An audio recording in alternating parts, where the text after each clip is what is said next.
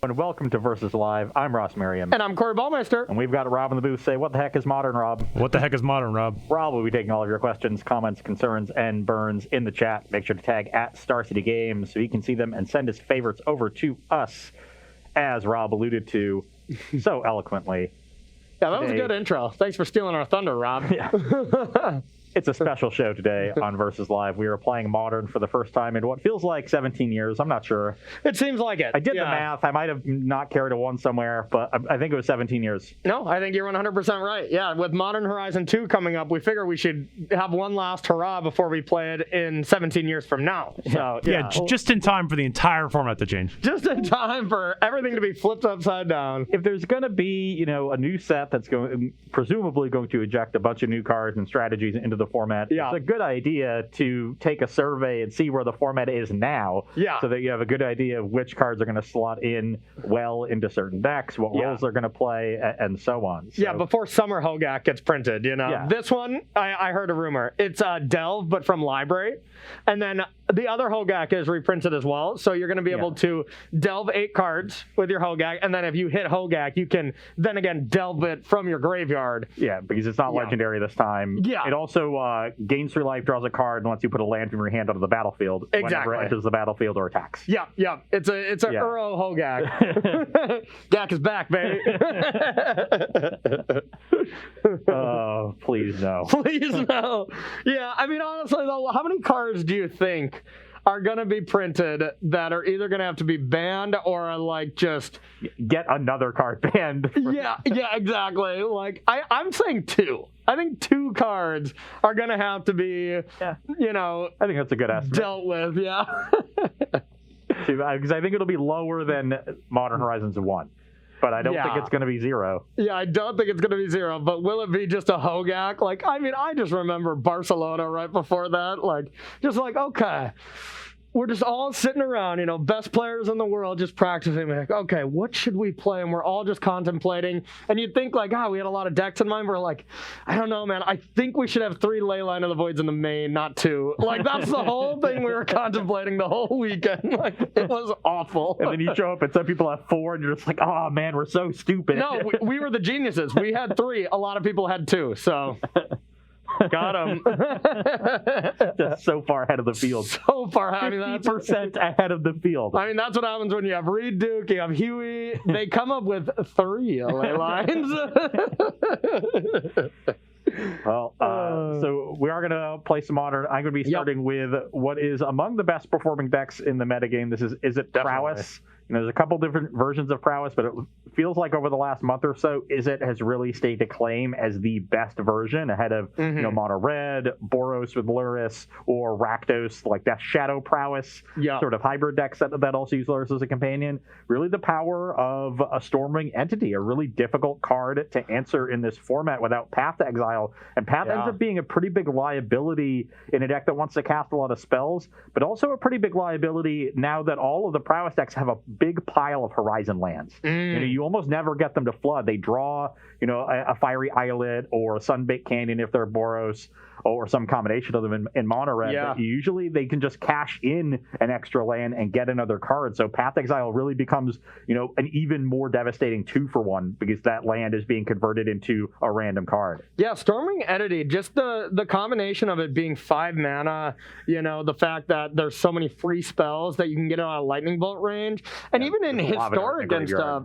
Yeah, even in Historic where like Push is the main removal spell, that card is just proving to be one of the best creatures, printed in a while, and it's just really tricky to deal with. Yeah, and now we get to cast it on turn 2 with Manamorphose. It's just, everything's coming up Millhouse here. Yeah, absolutely. And I would say that's one of like the 3 decks that's tier 1, and then I think like Heliod is the S tier, and I think, but otherwise that's a short list of one of the best decks for sure. Recently also got a boost. Expressive Iteration has been doing really good work in this deck, and have it in this list. So I'm curious to see how that does, because I love that card. Yeah, it's been getting hype in basically every format that it's being played in. I think I've even seen it in Legacy a little bit. Wow.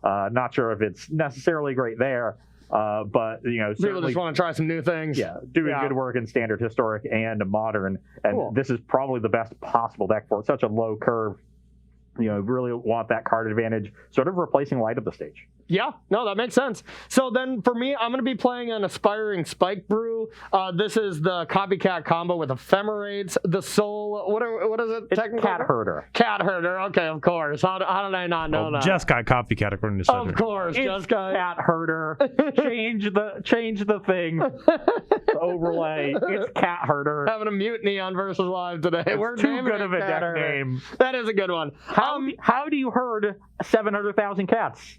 We're gonna find out. With a Soul Herder, I guess. Yeah.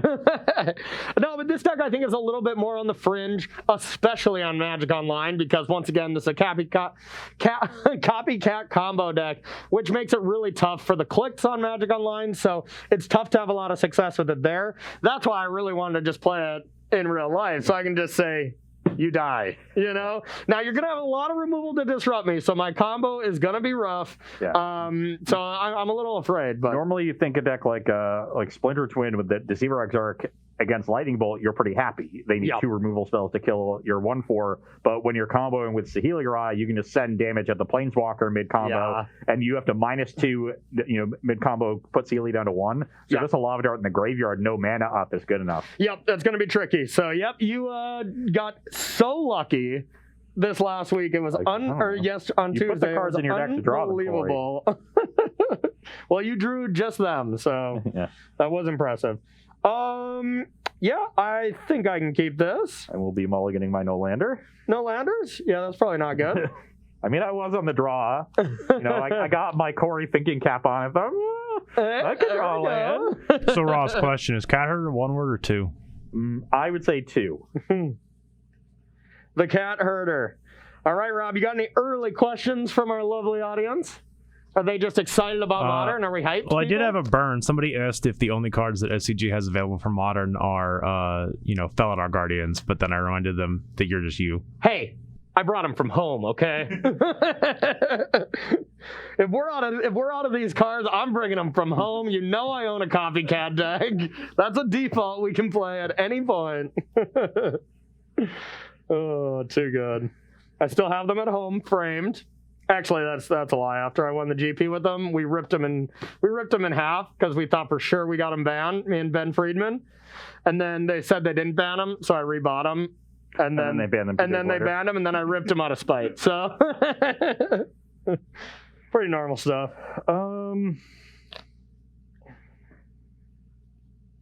Pretty easy keep, but which card am I going to put back? I actually think it's going to be this one because I think it gives me the best chance of just curving out nicely. I have a Hallowed Fountain and a go.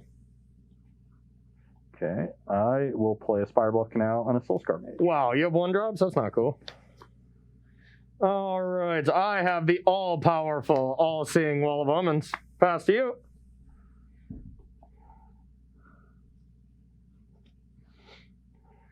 The all-powerful... The all-seeing comment just makes me imagine googly eyes on all of my Wall of Omens. Yeah, I can see it.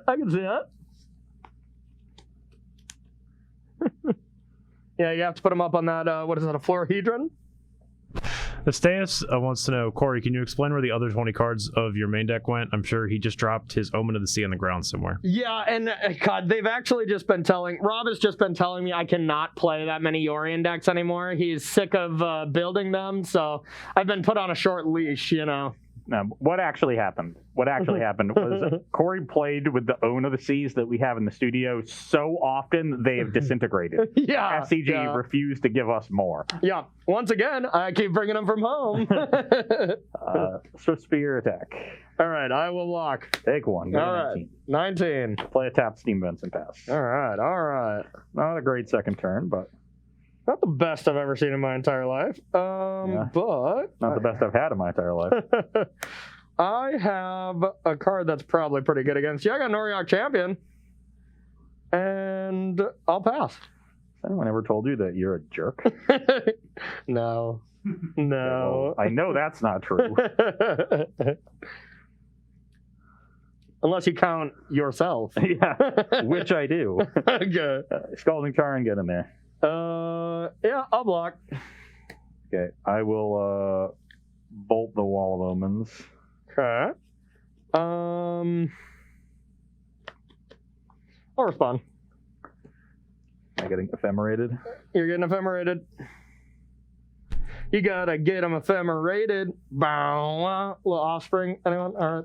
Yeah, I'll set myself up. Ross needs a skull crack though right now. Yeah, that'd be quite good. That would be okay. Ephemerate. Yep. All right. I'll draw. Yeah, I probably should have seen that coming. No, Ross, I know what you're doing, and I really appreciate it. I was so demoralized Tuesday after you beat me so badly with so many top decks. You're trying to give me a head start, and that's a really good friend. I was too busy laughing internally about my Omen of the Sea joke that I just played on autopilot. Okay. So I just have to distract you with comedy, and then I'll win more versus live? Well, you have to distract me with my own comedy. Oh, and I get your comedy does not distract me in any way, shape, or form. Oh, it sure does. It just maybe tilts you. It doesn't make you laugh or anything. It's like, God, did he just make another heinous joke? Yeah, Really? So you're going to go to 19? 19, yep. Yeah. I'm going to put you to 20 and play the Stormwing push on that. Yeah, I should have just sent this lightning bolt upstairs. Yeah, that's fair. Would have just... So I've cost myself 3 damage, basically. Okay. I got a scry, too. Okay.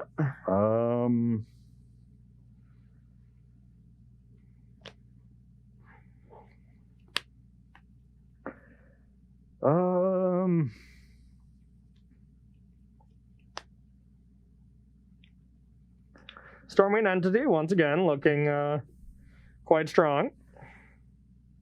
Definitely want to send the Canal to the bottom. I want another prowess creature to try to go wide. Another Wall of Bones would be really bad for me in that case. Yeah, I don't think so. I'm going to put both to the bottom. Okay, done? Yep. All right. Untap, Ephemerate, Wall of Omens. Yeah, gain 1, go to 21. Yep. Gain 1, draw a card, draw another card. Just going to spend the pre-board game staring longingly at my sideboard. Yeah. No reason I'm doing that.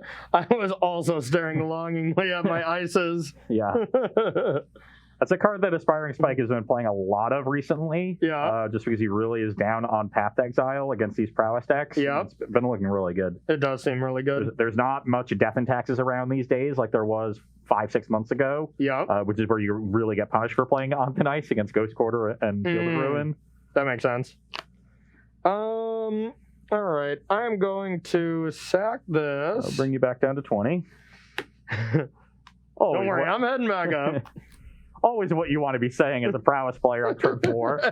That'll put you back down to 20 there. All right. I got a Soul Herder. And 21.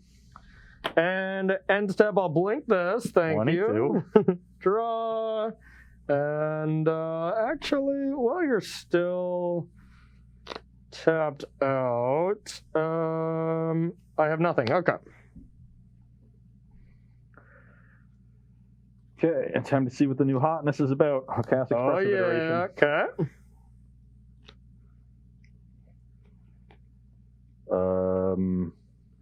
It's a complicated card to cast on Arena, I learned, but...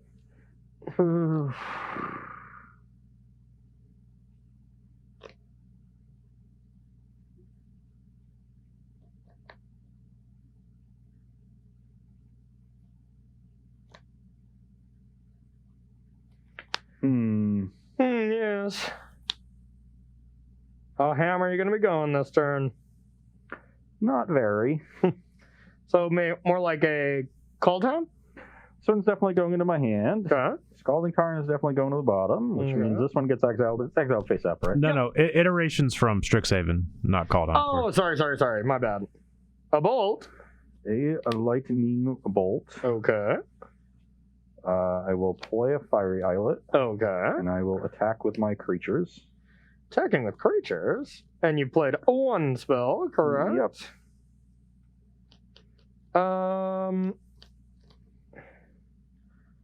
I will block with my creatures. This time I'll play into the other Ephemerate. There's a good chance that, even though the mana up kind of represents it, last turn Corey left up an Ephemerate with the champion, which makes a lot of sense. This turn Soul Herder could very easily have just been the most powerful play. Mm-hmm. This deck's curve sort of stops at 3. Yeah. So he's not, that hard representing a second Ephemerate, and I really do need to try to get the Soul Herder off the battlefield, so I will make the attempt. All right, I got it. Yeah, I'll do it before damage to get the Prowess trigger. Yep. But, yeah. And this would not get a counter then, Correct. right? Okay. Because the game object it was before is what sees the exile. That makes sense. But I will gain a life. Yeah.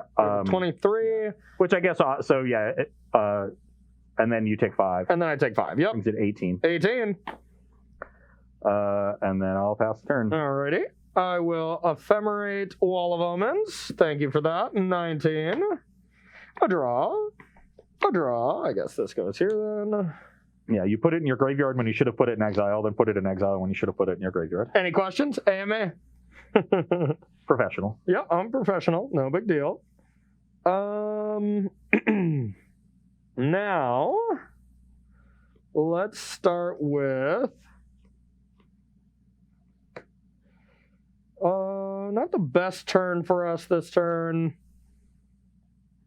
All right, let's just start with a. I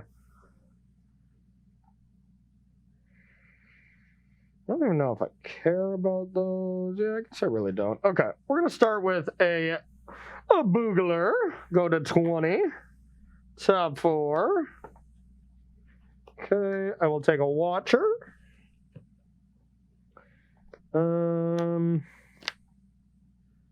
Then let's take 2 and play said Watcher. So I'll take 1.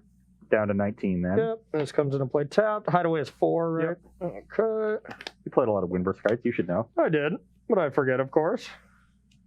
All right, we'll play that. So yeah, 19. I'll attack with my Soul Herder. And put me to 17. Yep, put you to 17, and then end step, I will blink. Do I want to draw a card or search with the Boogles? I do want to find... Blink Watcher, put the card into your hand and get another one under it. Yeah, that's not bad too. I do kind of want that card actually. So yeah, let's do this one. I'll get this. Back up to 20. Yep, 1, 2, 3, 4. Definitely get this card. Seems like you're having a bad time there, Ross. I'll pass to you. We'll see how it goes. Yeah, I'm still scared. I didn't do too much that turn. I do have another iteration. This gets another counter too. Oh yeah, thank you. Do have another iteration. Okay. Pretty good here. Yeah, that card's sweet. Just 2 mana divination most of the time, you know?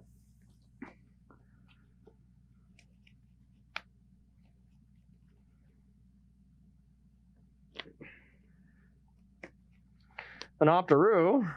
Okay. Optaruni. An Optarizzle. I will cast it. Okay. 2 spells. A Storm Count.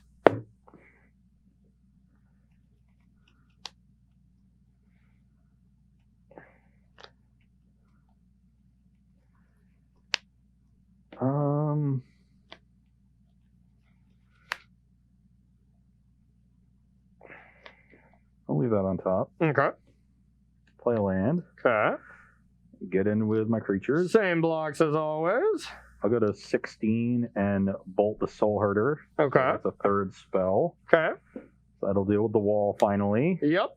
And then you're going to take 6. I'll take 6 down to 14. 14, and I took 1 off of the islet, so I'm at 16. Okay. So we got 16 to 14, and then I'll pass the turn. Okie dokie. Awesome draw. Awesome draw. Just kidding.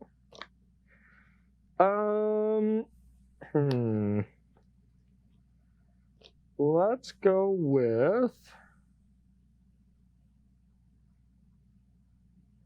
crack this to 13.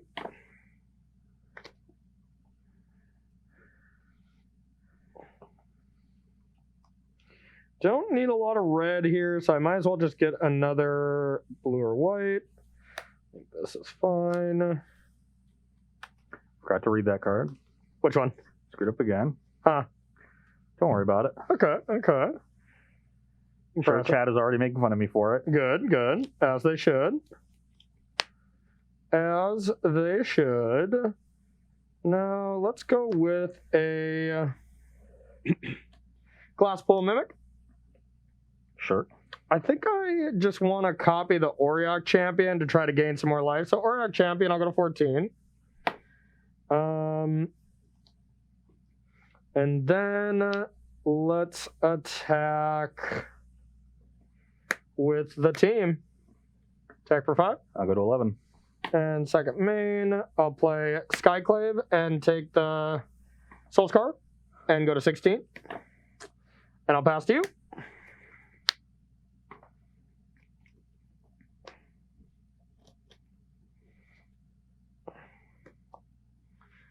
All the creatures. This is what I'm supposed to do, right, in this copycat deck? Yeah. Second Islet. Okay. I like that. I like that. I pulled a Ross Merriam over here. Did you see this? She certainly did.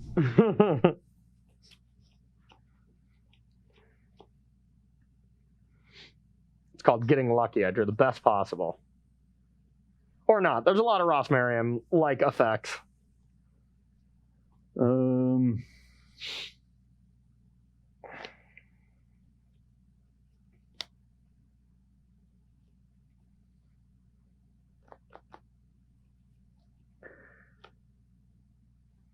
I'll crack a fetch, go to 10. Okay. Get another mountain. Alrighty. Oh, God. Card I needed was on top. Oh, no.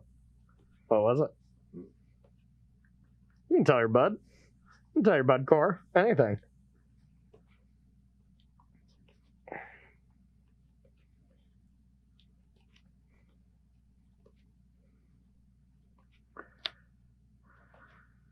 What's that follow-up?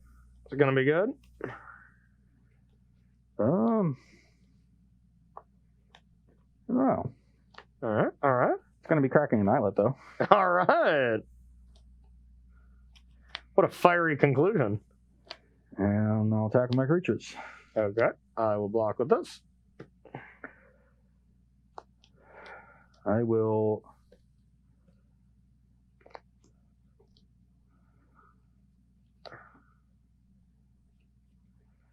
Yeah, I guess I'll give you the life.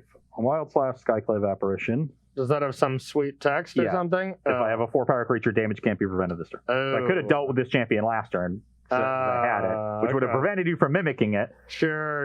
Okay. But you're going to gain 2 life when I get the illusion. Okay.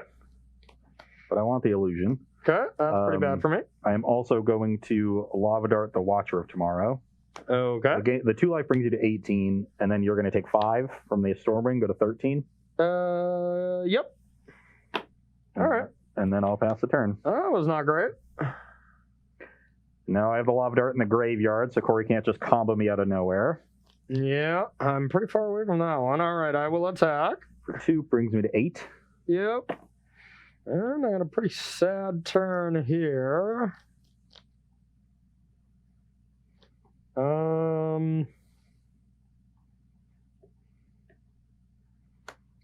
Another Royale champion.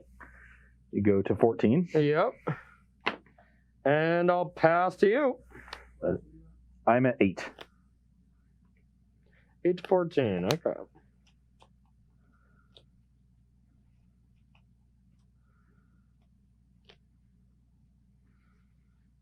Yeah, I guess Wild Slash, Bone Crusher Giant, and Skullcrack all kind of do those effects now, huh?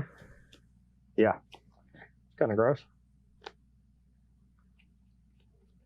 5 cards in hand? 5 cards. What are you holding up? They're all good.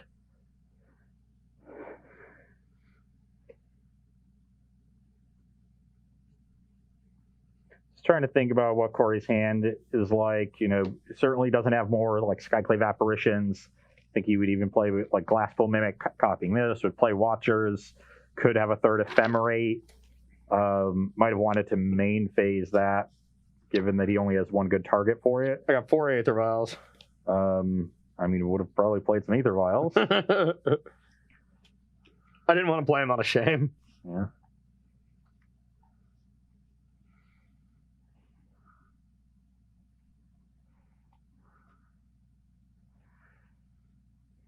I'm just going to attack with Storming. No blocks. I'm going to Mutagenic Growth it before combat. Okay. So I'm going to go to 6, and you're going to take 6, go to 8. Yep. Before damage. Right? Yep. Yeah. When I cracked the the second fire or cracked the fetch before cracking Fire Islet, it was second mutagenic growth. When this was my hand, you would have just been exactly dead. Oh, really? 16. Wow. Jesus. Impressive. Post combat, I will play another Storming Entity. Gross. You're going to gain 2, go to 10, and I'm going to scry 2. Yeah, that's pretty disgusting. Okay. Those will go to the bottom. Okay. And I'll pass the turn. All right, end step, I got a Venser. I'll bounce that. I'll go to 12. Yep. Yeah, there's one Venser in the deck. Yep. Figuring you were going to be able to piece that together. Okay, I have a Skyclave Apparition. Yep. I will target this. I'll gain 2. 14. Yep. Now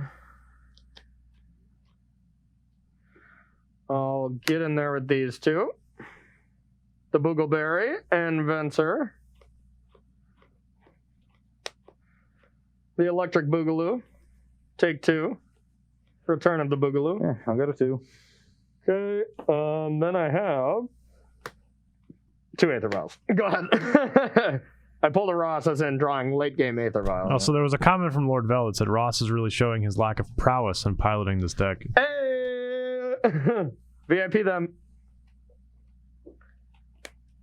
2 cards in hand now? 2 cards.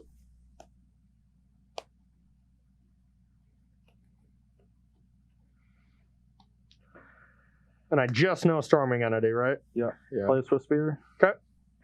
You gain 2. Yep. Go to 16. I will Lava Dart you. Okay, that's scary. You go to 15. Sure. Play a Storming Entity. Okay. Scry 2. Yep. I'll go to 17. Yep. 17.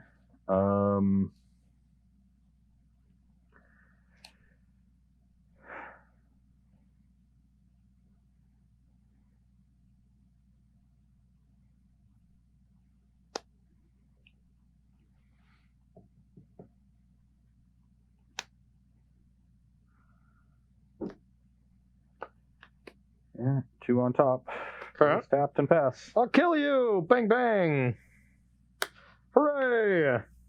All right, I did not see a single combo piece in my entire card selection. Rob, are you trolling me? Did you put them in here? Yeah, maybe. Did you get me? Okay, all right, they're in here. I'll forgive you. The one thing I did, so I played like a league with this. I haven't played a lot. I didn't necessarily love it, but one thing I did really love is like playing a Mimic on turn 1 as a land, and then like Felidar Guardian blinking it. You can do the Infinite Life with Auriok Champion. Like some of those combos were even better. But yeah. Infinite Life on Magic Online is once again very bad. You can do it faster with Heliod or whatever. But here, I don't know how you beat Infinite Life. I don't. Yeah. So I honestly think that's a more likely combo for me. Just 1 Auriok Champion, 2 Guardians, or a Mimic and a Guardian. I think that's a more likely win condition for me than actually combo catting you. Yeah, I completely agree. Yeah. And like Teferi, I think is my best card against you too. Just trying to... and it's not even that good, but just Teferi to deal with... oh, wait, is there not even Teferis in this one? Okay. Maybe I was thinking of a different deck that I think I tried adding Teferis after that, but... Yeah. Right. That game looked like a huge blowout, obviously, because you never got below like 13, or you got to 8 at one point. Yeah. Right, but you just gained so much life with the Auric Champion, drew so many cards. Yeah. But the turn where I was looking to find a second mutagenic growth, and would have if I didn't crack the fetch first. Yeah. If I had dealt that 3 damage with that early lightning bolt, that's how much damage mutagenic growth represents. Yeah. You would have just been dead to the 3 cards in my hand. Yeah, no, I don't think that was a blowout at all. Like there were points when you like dealt with my 3 creatures that I felt actively behind. My hand was just like 2 Skyclaves, 2 Aether Vials, and then killing the Watcher was kind of the biggest savior for me because I had Venser under there. Mm. Yeah, and that Venser unlocked it all. The issue for me was that my life total started being under a little bit of pressure. It's a little of a damned if you do, damned if you don't kind of thing. Yeah. But otherwise, I was just skyclaving stuff and hoping for the best. Yeah. But yeah. Even if you have to wait till you find that ephemera, you can ephemerate the Watcher and get the Venser that way. And... True. Yeah, I just didn't draw it till that last turn, so it was perfect. But yeah. So the one small mistake I made just autopiloting on like turn 3 ended up costing me that game. Yeah, that's Modern. That's why I love it so much. Modern's so great. Rob, you got any questions from our lovely audience? Yeah, Stas wanted to know, do you have any thoughts on the red-white prowess deck with Lumimancer? Ooh, I've seen a little bit. Yeah, have you seen this? Yeah, I would definitely. They usually play Lurrus as a companion, and they have Lumimancer, so a little bit more explosive. Personally, I think if you're going to go that route, I would just rather be mono red and have a really consistent, smooth mana base, and more Horizon lands. Yeah, and I personally think right now that is a bad choice to be playing, just because Prowess is one of the biggest decks, and Lava Dart is pretty prevalent right now, and getting your Luminancers darted is pretty bad. Yeah. So white does offer good answers to Auric Champion. That's probably the bigger draw to white for me than the Lumimancer or Lurrus or anything. Just having a lot of different options. You can sort of pick which one you want. Yeah. But I mean, red even has answers for that card now. With Wild Slash. With I guess you need to have a big creature with Wild Slash, right? That's the only way it unlocks that ability. But that's not that hard to do, and it's a fine card in the deck anyway. But it's still awkward. Like they get a free block out of it, so they're gaining a good amount of life. Yeah, it's definitely good still for sure. Yeah. It's nice because it's not just an answer to Auric Champion. Wild Slash is a reasonable card to have in your Shock. in your Prowess deck. Shock used to be a staple until Lightning Bolt was printed. Oh, they were both printed in the same set. All right. Alpha. Thank you. Okay. I was just saying that, hoping that was true. Shock doesn't go that way. Shock was older. Lightning Bolt was the first one. Yeah. But Shock was the original. Shock is what, Stronghold? Yeah. What you were when that original set came out? You were what, like still like 25 or something, right? In spirit. Yeah. Okay. Yeah, you probably were a 7-year-old that was going on 25. Now that I think about it, I think the original Shock was printed in Stronghold. Okay. How's your hand? Very good. I will keep it. Okay, it's nothing amazing, but... I have a Soul Scar Mage. Okay. That was an awful draw. I have a land, and I'll pass to you. Another Spire Bluff, I guess. Attack. No blocks. Before damage, Mutagenic Growth. Okay. So I'm going to go to 18, and you're going to take 4. Yep. Go to 16, and then I will play a Storming Entity. Yeah, that's insane. It's completely unbeatable. Scry 2.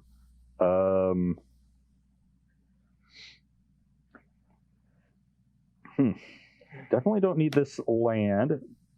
I want another creature. Yeah, it seems fine. I think I'll leave that one on top. Alrighty. I will untap. I will draw. Storming Entity on turn 2 is... It's just insane. I mean, I have a champion, but I still feel just so wrecked. Oops. Do we have a champion? Oh. Recheck the hand? I do. Okay. I thought that was a different land. Thought it was just Glacial Fortress? Yeah. That's another thing Spike does a lot of, is he plays like one Prairie Stream and that kind of land. Yeah. Because his decks usually have a good amount of basics. Yeah. It's just nice to have a dual land that you don't have to take take damage for. Yeah, no, that makes sense. Okay, I'll play that, and I'll be very, very scared. So you're at 15? I'm at 15, right? Yeah. Yeah.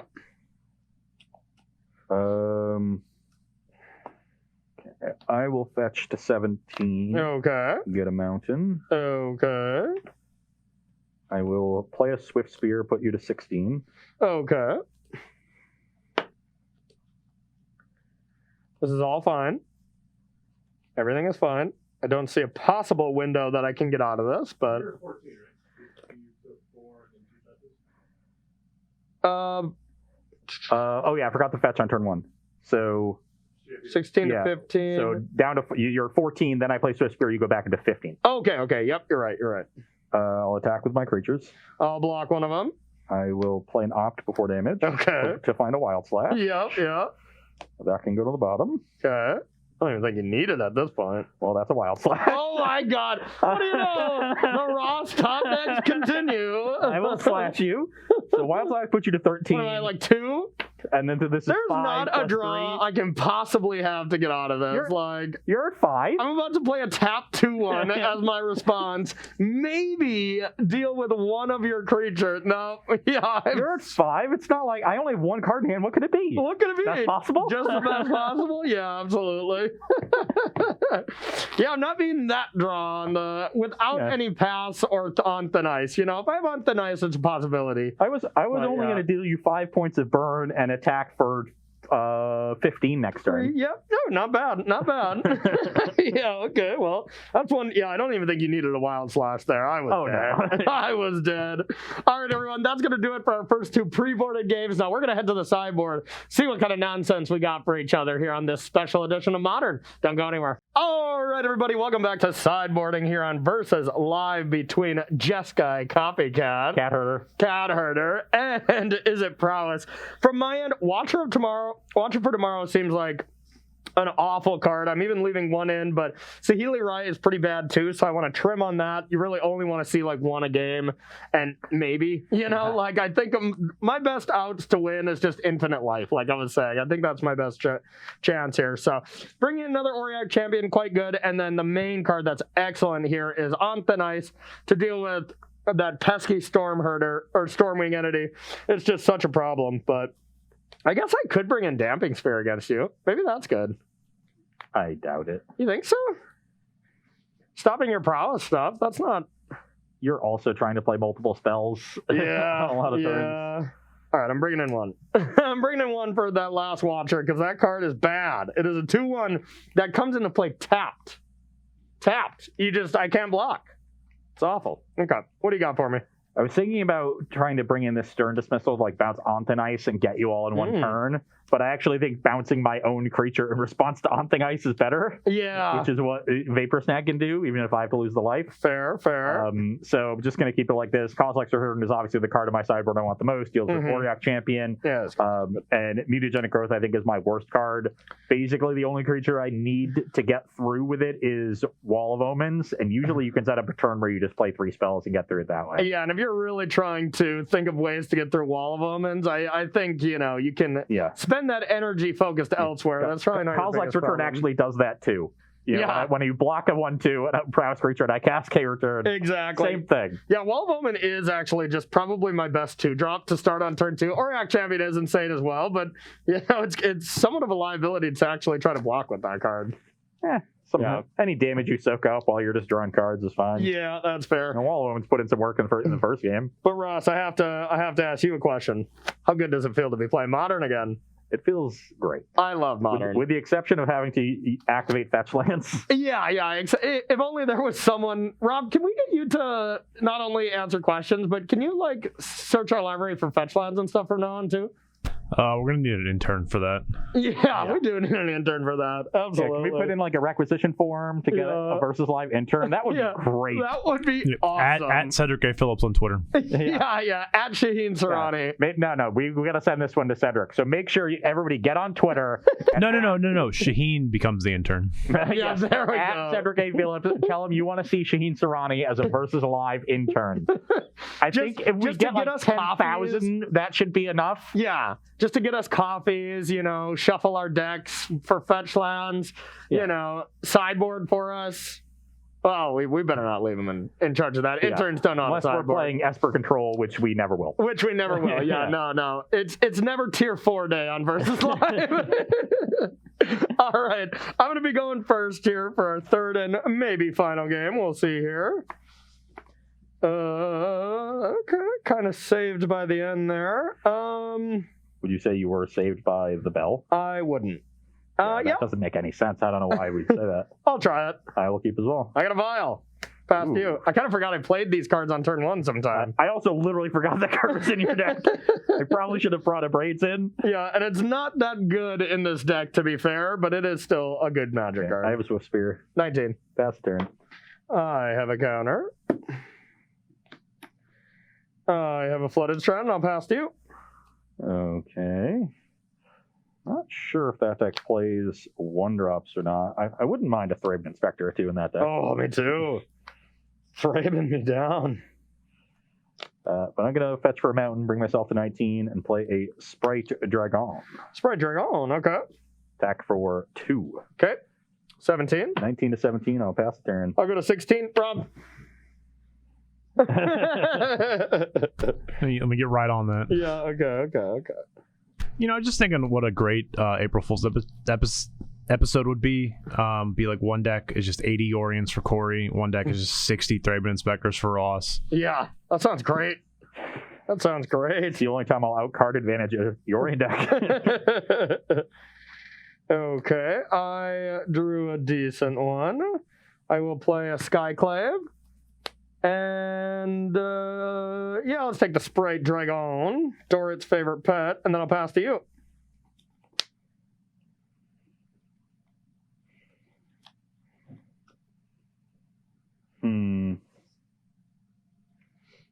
Yes. Yeah, I'll play a Sprite Dragon. Okay. Back for 1. Okay. You're at 15. 15. Pass the turn. All right, we don't mind that. End step activate. Sure. Yeah, didn't play a 2-drop last turn, so... You don't know my life. Been a little surprising. You don't know my life.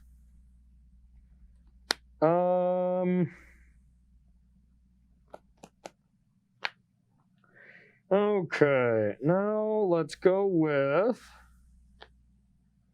Got some options.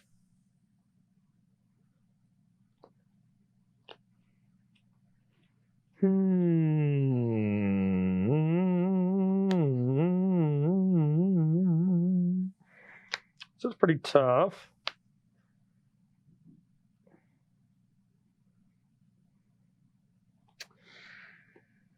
I think I want to just try to control your creatures as much as possible this turn.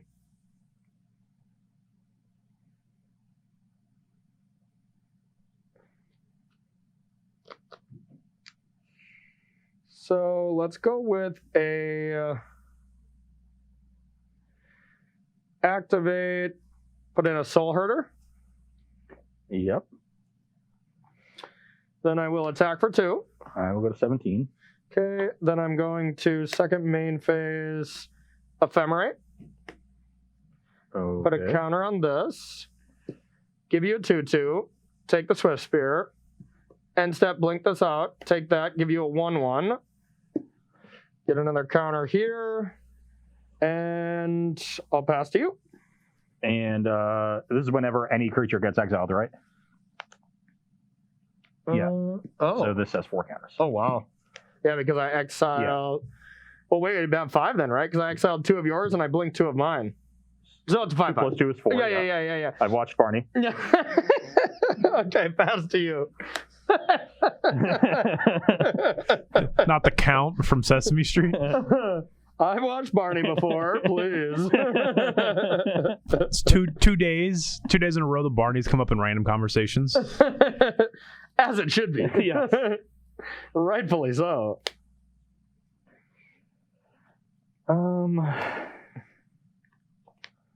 Right now, I'm not hurting cats, though. I'm just hurting ghosts at this point. What does that make Soul Herder then? A Soul Herder now. I guess a Soul Herder. We are sure I put the cats in there, right? I haven't seen any yet. I have, except the 3 in my hand, of course, yeah.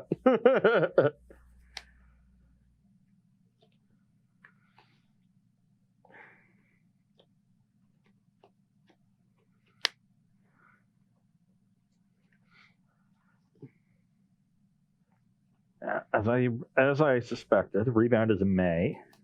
So if I kill Apparition, Corey is not forced to blink his own Soul Herder. I'll do it anyways, just for you. And this is not good. And Ephemerate still stacks, right? So I could technically put something into play off this and then Ephemerate something in. Correct. Yeah. Because both Rebound and Vial trigger on your upkeep. On the upkeep, I can stack the triggers, make sure Vial's counter goes off first, and then, play something in. Then I could actually even put it up to 4, then flash something in if I really wanted if you to. just had Felidar Guardians in your hand, which we know you don't. Yeah, exactly. Hey, I got 1 Venser. You leave me alone. Oh, true. Oh, God. I am not in a good spot. Are you having a good time though? Nope. Oh, good. Let's get some A's in chat though. Or anybody who has my emote, let's get those anti-Rosses in chat. I think I've got to take a risk here and play an opt. Okay. That is the best emote I've ever had contracted out for sure. And it was so easy. Oh yeah, seems great. Yeah. We get a lot on every top. week. It's It's a good one. I will play a Swift Spear, Okay. and I will pass the turn. Okay. I will untap, stack it the way that I was saying. Hold on. Okay. So with those triggers on the stack, Okay. so I don't want him to get to Felidar Guardian off Vial. Okay. I will bolt the Skyclave Apparition. Respectable. And importantly, doing this on upkeep means I now have 5 power. You got a 2/2. Oh yeah, I even forgot. Yeah. I forgot about the illusion. So Don't worry. You won't never have mind it the for other thing long. I was So I'm saying. going to take that up. I'm going to flash Inventor, bounce this, ephemerate this, bounce this. So I will get this up to 5. Sure. Okay. And draw. Interesting. And then I will...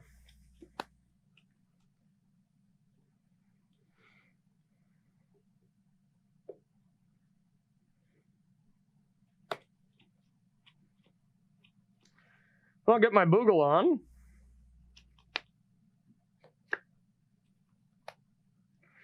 I think I just want a wall here, the all-powerful. Now I will... If I attack with this, you almost assuredly block with the illusion, and then I can bounce the Swift Spear. Or actually, that's not true. I can do other stuff. So I'll attack. I will block with the illusion. Okay. And I think with that being the case, I'll just blink the Boogle. I think that was a better choice. I'll get Copycat. They're in the deck, and then I'll pass to you.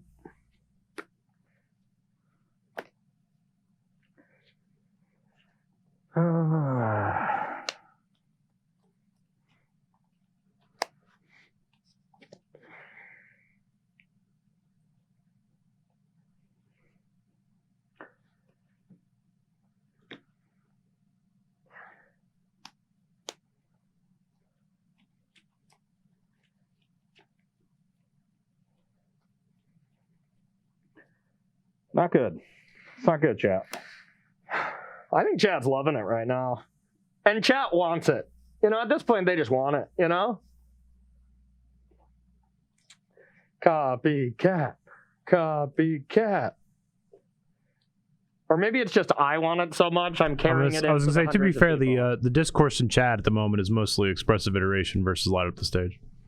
Oh, okay. What do we think? Do we think light up the stage is better? Is that the chat consensus? It's tough. Light up stage is a messed up Magic card, but I think it's cast at about the same turn, because if you cast it any early, you run into those awkward spots. And so expressive iteration is still a 3-drop, in my opinion, most of the time. But in this deck, you have a lot of free spells too, so that does change it a bit. I think I like iteration. So do I. I think it always costing 2 versus light up the stage, most of the time being 1, but sometimes 3. So it's not a pure, one is better than the other. Sometimes it's I would say overall, like the average mana cost you pay for light up the stage is under 2. Yeah. Because you pay 1 more often than you pay 3. Yeah. But I think you more often are left without getting a clean 2 for 1. You're more often left with a spell that you can't cast or a card that you don't get off the light of the stage than you are with the iteration. Or it's so telegraphed. Like, I sometimes love when my opponent casts light up the stage. I'm like, now I have 2 turns to develop what I want to do, knowing what you're going to do. Yeah. And that's a true cost. Yeah, iteration that places less of a restriction on you. Yeah, and gives up less information to the opponent. It gives up almost no information because you play that card that is revealed. So, yeah, I completely like it more. Okay, I have to attack. No, I don't have attack first. Okay. Let's do this. First, in case I draw expressive iteration. Okay. I'll make red blue. Okay. Speak of the devil. Wow. Will you stop calling your shots? And you have not played a land yet? Correct. That one's going to the bottom. This one is going here. Okay. I have a land. Okay. So you're going to be snagging my Vapor? Put you to 16 life points. I guess I don't have to do that yet. Yeah, we don't have Shaheen to... attack for 3. I mean, I don't think I can die, so... yeah, sure, I'll take it. Okay. 4 damage, I will snag the Soul Herder. Okay. So you lose 1, go to 14, and then take 4. 14 and then down to 10? Yeah, down to 10. I'll pass the turn. Okay. That was really good, that expressive iteration. Yeah, it really was. Okay. I'm really hoping for a certain draw. I still feel pretty behind, but I feel like I have a chance. Yep. I'll take 2. Go to 8. Yep.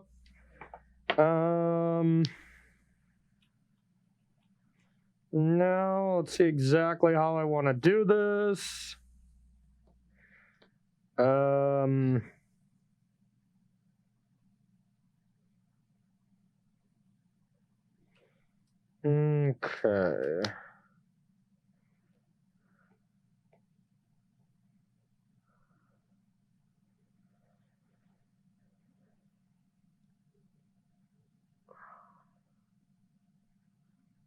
I'm going to flash and Felidar Guardian. Sure. Blink Vial. Yeah. I'm going to target Venser.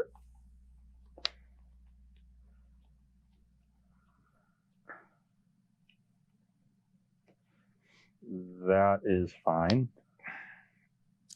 I'm going to blink.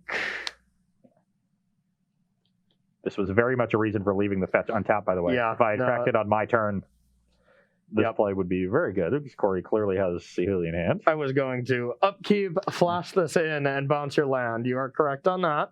So I'm going to just Venser, since you have that play in line. I'm just going to Venser your Canal. Smart. And then I'm going to go for Sahili. Sahili resolves. Then I'm going to target the cat. That resolves. The cat is going to target Sahili. I will fetch, go to... I'm going to go to 14 and get a Steam Vents. Okay. And I'm going to Lava Dart the Sahili. I'll ephemerate this, bounce the Lava Dart back to your hand. Not bad, huh? Yeah. Nifty plays. Oh, yeah. And then I'm going to make some cats. Then I'm going to make some cats. Then I'm going to make some cats. Then I'm going to make some cats and attack you. Oh, sorry. Ventura is summoning sick. Corey, do me a favor. If you ever like top 8 with this deck in an open, Yeah. please do that dance when you combo somebody. Yeah. My opponent's just going to be like, please leave. Please never talk to me again. Well, I was surprised a little bit by actually kind of how resilient it was, you know? Yeah, the Cat Herder deck generates a lot of card advantage in ways that you normally and a lot of wouldn't value. expect. Yeah. You know, it's just a lot of creatures that draw a card when they enter the battlefield, like Watcher of Tomorrows and Wall of Omens and Militia Bugler, and all of the blink effects. You know, Soul Herder is a powerful card. Ephemerate just becomes sort of that 1 mana draw 2, the way Village Rites is in certain decks, the way Of One Mind can be in certain decks, the way Light of the Stage can be in certain decks. I think Ephemerate's even more than that, because it's, you know, it can be worse too at times than like a Village Rite, but the fact that you have like selection, you know, for vents or for, you know, all these things, just saving a Soul Herder, stuff like that, I think you can blink Skyclave Apparitions to get extra removal spells. Yeah. They can also generate extra card advantage if you ephemerate in response to opposing removal spells. Mm-hmm. You can get free blocks out of it in combat. So yeah, it's a 1 mana draw 2 that sometimes is even better than that. Yeah. You know, so it really compares pretty favorably to a card like Expressive Iteration out of the Izzet Prowess deck. So yeah, you know, this is it's a really nifty and well put together deck, and I was a little sad that we didn't get to see any of the neat combos with Glassbolt Mimic. Glassbolt Mimic and Felidar Guardian can do some really cool stuff. You know, obviously the infinite life when you just copy Guardians to keep blinking them with the Noriak champion. But the real cool thing is just kind of the trade that or the trick that we see with that mono white Death and Tactics list that played for Mimic is like flicker wisping it when it's a land and then bringing it back to do stuff. Like that's, I think, my favorite. I loved doing that. When you don't have Vial, playing Mimic on turn 1 is just so sweet. It was really cool in the Death and Taxes deck because those decks can often struggle to close the game out while their opponent is stumbling on mana. Yeah. Because all your creatures are so small, and Flicker Wisp is a 3-power flyer, and then you generate a second 3-power flyer, but it enters the battlefield on your end step. So you can flicker their land or anything, right? Their creature, and they don't get it back till their end step. That is cooler. Yeah. That is admittedly cooler, but here you generate you can just go. You can go like turn 3 Auriok Champion, because if you play the land tapped, it's not that great. So you can go like turn 2 Wall of Omens, turn 3 Auriok Champion. That's why Mystic Gate's in the deck, so you can go Glassfield Mimic into Auriok Champion. Even better, yeah. But basically just going something on 2, Auriok Champion on 3, Felidar Guardian on turn 4, Blink the Mimic, that's infinite life. Yeah. That is really cool. And a really difficult combo to break up for red decks, which is where presumably you want it most, because Auriok Champion's a 4 toughness creature. Yeah, exactly. Felidar Guardian is. Yeah, it's tough to deal with that. So, all right, Rob, do you got any questions for us? No. Okay, perfect. So we are going to head to our second round. I'm going to be playing I think still probably my favorite deck. And this is a bit of a new take as well. We were just starting to dive into this our last Modern show. And it is the interaction between Flagstones and Scapeshift and Dryad. So that combination, you can with Elvish Reclaimer and... Yep, you can kill on turn 5, essentially. You can kill with 5 lands because you Scapeshift away the Flagstones, get the lands, and then that adds an extra land for you for Dryad and stuff. So really cool stuff. It is just going to be this 5-color control list, that features Omnath, Bring to Light, all that stuff. Still one of my favorite decks, and I think this is one of the other tier 1 decks next to Is It Prowess. Heliod is above everything, but then I think it's Scapeshift, Is It Prowess, and probably Amulet are like the tier 1. Yeah. I think that's a good way to put it. And I'm going to be playing one of my favorite decks as well. This is Dredge. Got a little shot in the arm with, I can't remember the card's name, but 8 Cathartic Reunion Dredge. Thrilling Discovery. Yes. So get to play a little bit faster version of the deck. It's going to need to be fast against a Scapeshift deck. Dredge got its COVID shot? Nice. Okay. Makes sense. So now, sorry, I got to interrupt you for this bad joke. So now it doesn't have to stay 6 feet apart, so it can have Golgari Grave Troll back to Dredge 6. I'm not even sure where that joke was going. There's a nugget of a joke in there, but you didn't find it. Hey, but I found something, and that's all that matters. So we are gonna have you ran your joke detector, like a metal detector, over the ground, and it started beeping. But you haven't dug into the earth to find where the joke is. Exactly, and honestly, I would be doing a favor to all of y'all if I didn't just say that joke before the break, because then we might forget about it, right? Then the moment passes, and nobody wants that. I wouldn't say nobody. Okay. I think most of us wanted that. Oh, okay. All right, I was confused. So, all right, everyone, that's going to do it for round number 1. We are going to take a short 7-minute break, and we'll be right back with round number 2.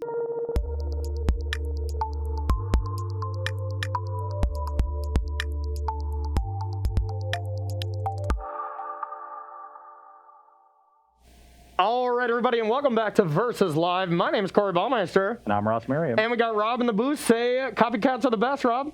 Copycats are the best, Rob. Rob will be taking all your questions, comments, concerns, and zaburns in the chat. So make sure to tag at Star City Games, and he will get his favorites sent over to us. All right, everyone, we are back to the wild world of Modern, where everything is beautiful and the sun shines brighter, the grass grows greener. Just everything's better, really. Yeah, I mean, the weather's been pretty good here recently. It's because of the Modern. We brought that to Roanoke, Virginia by playing Modern, and I think all of chat will agree. Yeah, everything's just looking great right now. Exactly. So Modern is also looking real great before Modern Horizon comes in and just says, hold my beverage, let me do some work to this format. But, it'll be a nice shakeup. But for now, we don't even know a single card that's going to be in there. Maybe we'll see some stuff in that Wizards announcement today at like 5:30. I know I'm kind of excited to watch that. I'm also just hoping deep down that it's like a Secret Layer 2 announcement or something, I'm more excited for whatever Twitter drama is going to happen in the wake of it Yeah. than the announcement itself. See, that's when right after I watch the show and I see something that's like, oh, someone's not gonna like that, I'm just gonna close Twitter. There's two different kinds of people in this world, I feel. Some people just want to watch the world burn. Yeah, and some people just want to go sit on the couch and relax, you know. But anyway, so for Modern, still looking good. Copycat looked pretty sweet round one, so did Is It Prowess. Now we're moving on to, I'm going to be playing 5-color Control, 5-color Bring to Light deck, playing Omnath. Still a very powerful deck, but now we're playing Reclaimers. And, no paths. A lot of people seem to be pretty low on paths. Or at least, yeah, I believe none in the main here. Yeah, just like Lightning Bolts instead. And, saving that kind of hard removal for post-board games and stuff. And then just Flagstones as a nice value with Reclaimer, being able to go turn 1 Reclaimer, turn 2 Flagstone, sack it, maybe get a Bazooka Bog or something. That might be kind of cool. And then also get another land where it ramps you. Is a really nice addition to this. We also just have some Omnaths, and then the turn 5 I win button with a Dryad in play and some stuff like that. So. Yeah, no, a really, really good deck. Like you said before the break, definitely one of the top tier archetypes in the metagame. I will be playing Dredge. With the Thrilling Discovery, the deck is significantly more explosive again, which is usually when you see Dredge pop up, when it gets a little shot in the arm. There's a sort of baseline speed that Dredge needs to have to keep up with the rest of the format, and if it can do that and have that speed so that it's constantly just forcing you to have hate, then it's going to be a good deck until the hate comes, of course, and we get into that metagame cycle. Yeah, and then it's really bad. Yeah, and we're actually in a sort of awkward spot now for Dredge players because there's so many different cards that it's kind of hard to find the right 60. With Oxyvagonus and Conflagrate, how many of that kind of effect, that sort of late game push card do you want? How many enablers now? Because you really still do need the Shriekhorns, and now you've got the 8 Cathartics. That's more enablers than they were playing beforehand. We've got Forgotten Cave incorporated into the mana base. We're now splashing like a 17th color to play Thrilling Discovery at white. That complicates the mana base. How many of each creature are we playing? Are we playing Silver Smoke Ghoul or Bloodghast? Yeah. Initially when Silver Smoke Ghoul was printed, we saw a list move over to that. Then we saw them move back to Bloodghast. This list is back on Ghoul, but sideboarding the Bloodghasts. Okay, which I think is interesting. Silver Smoke Ghoul, a little bit more of an explosive card. Obviously a little less consistent because you need to hit it alongside a Creeping Chill. I know early on I saw a list with like a Smiting Helix or two sometimes to flash back for it. We're just playing the Creeping Chills, no room for Smiting Helixes. I like that. Okay. But Bloodghast is a much more resilient card. I think it's also an important card against Cryptic Command. Yep. So oftentimes you get your opponent below 10, and then you can use fetch lands to be able to bring Bloodghast from your graveyard to the battlefield in the beginning of combat step, but after Cryptic Command is resolved. Yep. Which is a neat trick that I've used many times. Spicy. Dredge is a deck that doesn't use its sideboard that well, so I think you can get away with doing something like this, and I appreciate the additional explosiveness. And then there's a question of which dredgers do we use? Everybody wants the 4 imps, but then you need a certain number of loams. This list, like most, is on 3. I'm personally not sure about that. Loam is generally in a pretty important card, though a little bit less important in a post-Ox world. Yep. Because now you don't absolutely rely on it, and you can definitely win a lot more games without green mana than you used to. So 3 makes sense in that regard because you do want to be a little more explosive and have those, and just every little dredge counts, so those Golgari thugs end up adding up. So there's a lot of decisions now to make in how to build your dredge deck, whereas 3 years ago it used to be really simple. The hardest decision for me, I remember, was like, do I want a Nod of the Bone this weekend in case people play burn decks? Yeah. Now that doesn't matter because of Creeping Chill, but yep, exactly. Chill is disgusting. That's for sure. But this is a matchup because of the threat of Scape Shift. I need to end the game quickly, so I've got to mulligan a little bit more aggressively. Normally against control decks with dredge, you're fine going really slow. Yeah. But it's the Scape Shift that is super threatening out of this matchup. Yeah.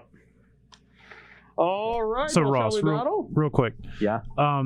You were unconvinced that Thrilling Discovery would make a good addition to this dredge deck. What do you think has changed, or do you think it has made a huge impact on it? So I wasn't unconvinced that it was going to make a positive addition to the deck. I was unconvinced, though I wasn't 100% convinced of that. I was unconvinced, though, that it was going to move the needle. And I still, we see dredge a little bit. We've seen it pop up a little bit more recently. Yeah. I don't think it has made the deck significantly better than it was 2 months ago, which is sort of a fringe archetype at this point. So, while it's outperformed my expectations, I think I set the bar a little bit too low. It is not a card that has really drastically changed the status of the archetype. Yeah, no, that makes sense to me. All right, so I'm guessing you want to go first with your dredge strategy, I huh? will be going first, and my hand is excellent. Well, I'm scared. But yeah, I think my hand is decent as well, so. Always scary when the dredge deck keeps 7. Yeah. We're going to start by getting... I guess we'll get green. Make sure I have that. It's really weird now with 4 colors instead of 3. Yeah. You kind of want green mana, you kind of want black mana, you kind of want white mana. Okay.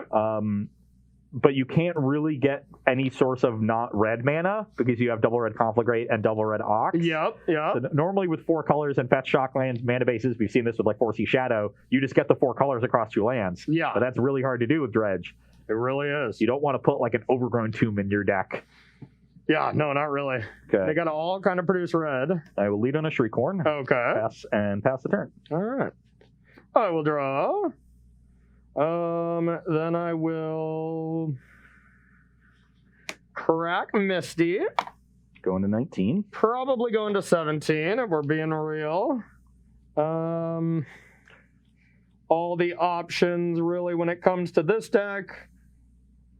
Breeding Pool seems to stand out as one that I kind of want to start it off. Yeah, let's go with the Breeding Pool.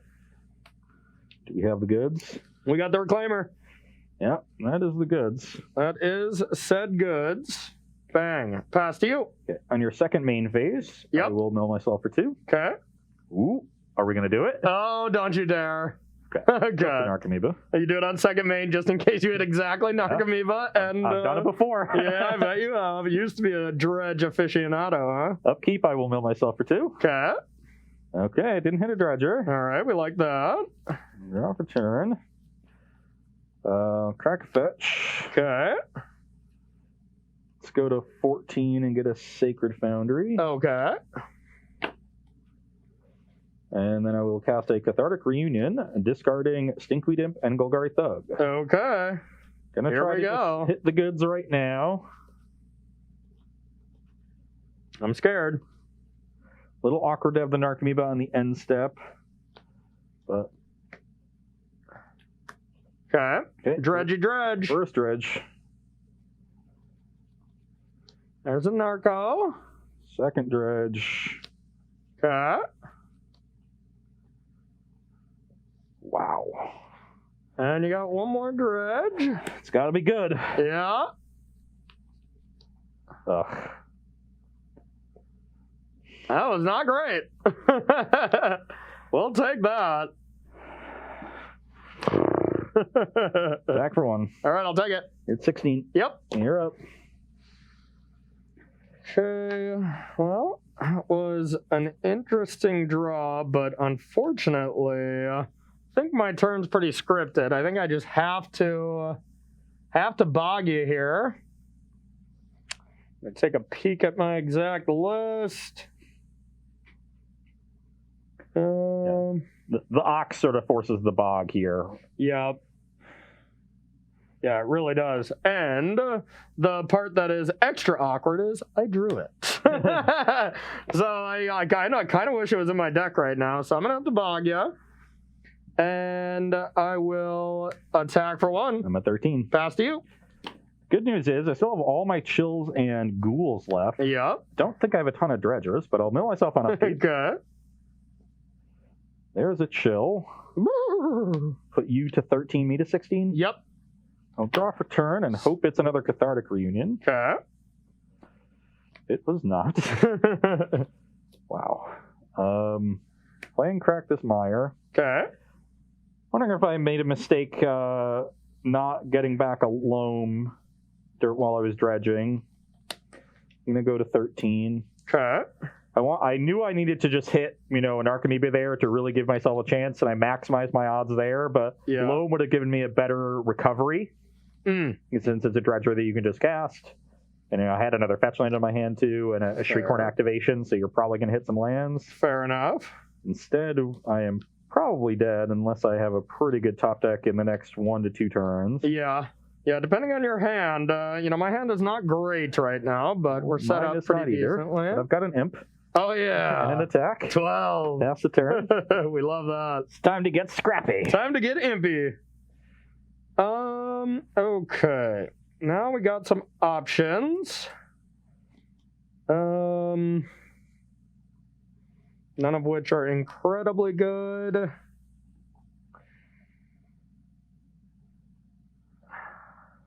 I do still have 5 of the Cathartics in my deck, which is a pretty healthy number. Mm-hmm. Now...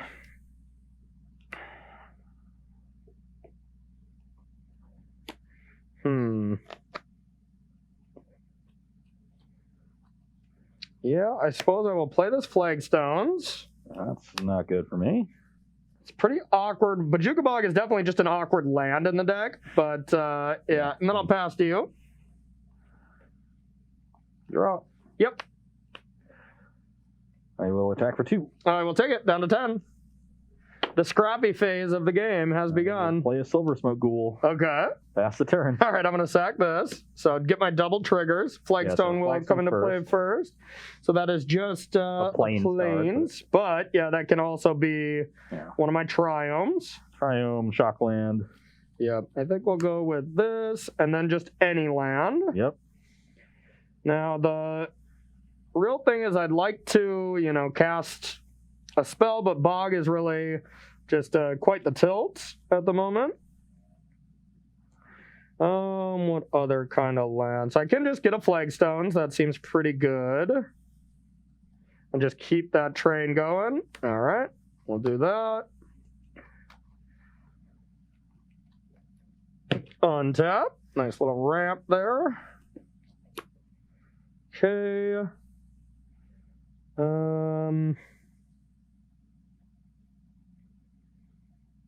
Now, let's go with a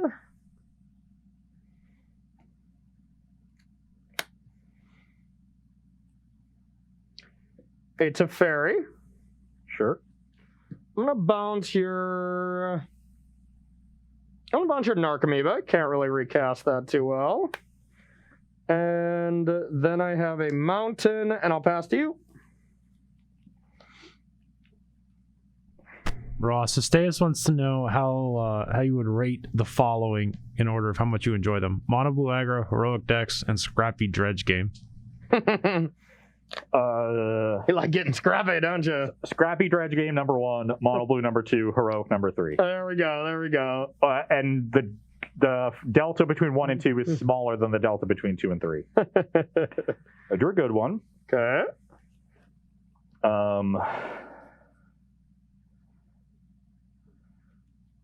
If a little awkward. Might be a reunion. No, reunion would have been a great one. Oh, okay. What I did draw was a Conflagrate. Okay. Which I think I just have to dump because I can deal with the Reclaimer and the Teferi with it if it doesn't get countered. Okay. So I'll cast. You cast it for 0 for a red mana with no targets. Okay. And then flash it back for X equals 5. It's discard cards, right? Yeah. Okay. Yep. And the Reclaimer can become a 4 if you just sack a land. So I'll deal 4 to the Reclaimer and 1 to you. 1 to me. Okay. I will respond. Sack. Get my plains activation. Awkwardly drew multiple Creeping Chills this game. Plains activation will go with another Triome. And now, with Reclaimer about to die, I don't care about that as much. So now I think, or about Flagstones as much. So I think now I can just get a Valakut. Yep. In case you draw a Dryad. Yep. And that resolves. So 4 and then 1 to you, you go to 9. Yep. And do I want to just put Corey to 5 and ignore the Teferi? It's, I think this game is going to effectively end before that Teferi gets any sort of value. Okay. And you never really know when a single point might do it. So yeah, I'm just going to send 4 at you. Okay, I'm down to 5. Pass the turn. On tap, draw. That was an excellent draw. Tick up. I have Gusher Boy. Oh, can't beat that one in a million years. Yeah, I figured. That's why Bajuka Bog was really awkward. I was trying to figure out a way to do that, but it just was not possible. Yeah, both my con flags are gone. I'm very dead to Omnath. Okay, so I will draw. And Bring to Light was just going to find Escape Shift here and kill me. Yeah. But the Singleton Omnath is... Gain 4, up to 9. We're done here. We're done? Okay. Oh, come on, I drew Remand. That's probably insane, you know? All right. You want to stick to the pre-board games? Yeah. Yeah, I like that system, to be honest. I like seeing what the deck does originally. I was going to have a pretty good dredge for the first time that next turn. It was going to be Silver Smoke Ghoul and Archamibo 2 Amalgams. Yeah, it seems like my Reclaimers are quite important, or just naturally drawing the Bog. You know, if I didn't have that, I just die. You know, like the game was just over. Yeah, if you did not have turn 1 Reclaimer or turn 2 Bog. Yeah, like Remand is okay. You know, Remand is actually pretty good against all these reunion type effects. But yeah. Okay, Rob, you got any cool questions for us? Question about the beginning of the game there. So you kind of were just dredging a lot immediately against an onboard Elvish Reclaimer that could go get a Bajuka Bog. You were just hoping to be explosive at that point, or what was the thought? Yeah, there? I mean, you got to try to put stuff on the battlefield. Like I said, there's pressure on me to end the game, and then you can pull back, kind of. Yeah. And at that point, I knew I needed to find an Archamibo because I had milled the Amalgams over early. Mm-hmm. If I had hit a really good first dredge, then you can start to think about that. I would definitely have gotten a loam because then I'm a lot more worried about my recovery. Mm-hmm. But you got to get the stuff on the battlefield first. And I was only through about half my deck at that point. I've still got the other half of my deck remaining if I get something going later on. So once I'm all in like that and I just have the Shriekhorn activation to activate, I've got to try as hard as I can to be able to get some stuff going on the battlefield before I can start really thinking about how I can better prepare for my recovery. Yeah. Though, like I said during the game, there's a chance that I should have just given up one card in order to still have the loam. I'm not sure if that would have changed much of anything, but it might have. I might have had more, stuff going for that Conflagrate, dealt you a little bit more damage. Maybe the Omnath still would have been too much to overcome, but you also had 2 prized amalgams. So if you were just able to, I think you're right in maximizing, because if you hit an Archamiba, I don't think I can possibly win. Yeah. I can start lightning bolting them, but 7 power, 8. It would have been 8 power on turn 2. That would have been a little too much for me. I mean, you ended that game at 5. So a single attack with the 2 amalgams is going to be enough. Yeah, that's why I'm agreeing. I think you did right, and even you still could have hit Creeping Chills, Ghouls as well. Yep. And you just didn't. So. I don't know. I think you did right by maximizing there, but that's a play that it looks weird because I have this huge. I made this huge graveyard. It didn't do anything, and then it all got exiled. But you also don't have to play against main deck Bajuka Bog in many decks. Yeah. To be fair, that was more of a function of just a pretty bad set of dredges. To be honest, I didn't hit a dredger off the Shriekhorn, so that minimized it. Yeah. I saw 4 cards off the Shriekhorn and 14 off of the. Cathartic, so I dredged 18 cards and put 1 power onto the battlefield. Yeah. That's below average. I bet this deck for you is sometimes just so maddening. Being a person who really loves to analyze numbers and stuff like that, when you're like, the percentage of me getting this was outrageous. I bet it's just a maddening deck for you. Yeah, you get over it eventually. No, you don't. I started this hand by looking at Cathartic Reunion, and I was really happy, but it's no dredgers and pretty bad, so I will mulligan. I think I'll keep mine. I started my hand looking at this, and then this card kind of tied the room together, but otherwise it was a little rough. So, Rob, you got any more lovely questions? Or preferably some burns for Ross. He hasn't been burned in a while. Don't have one of those, but Dimitri6895 wants to know, what would you say is the most powerful combo deck currently in Modern?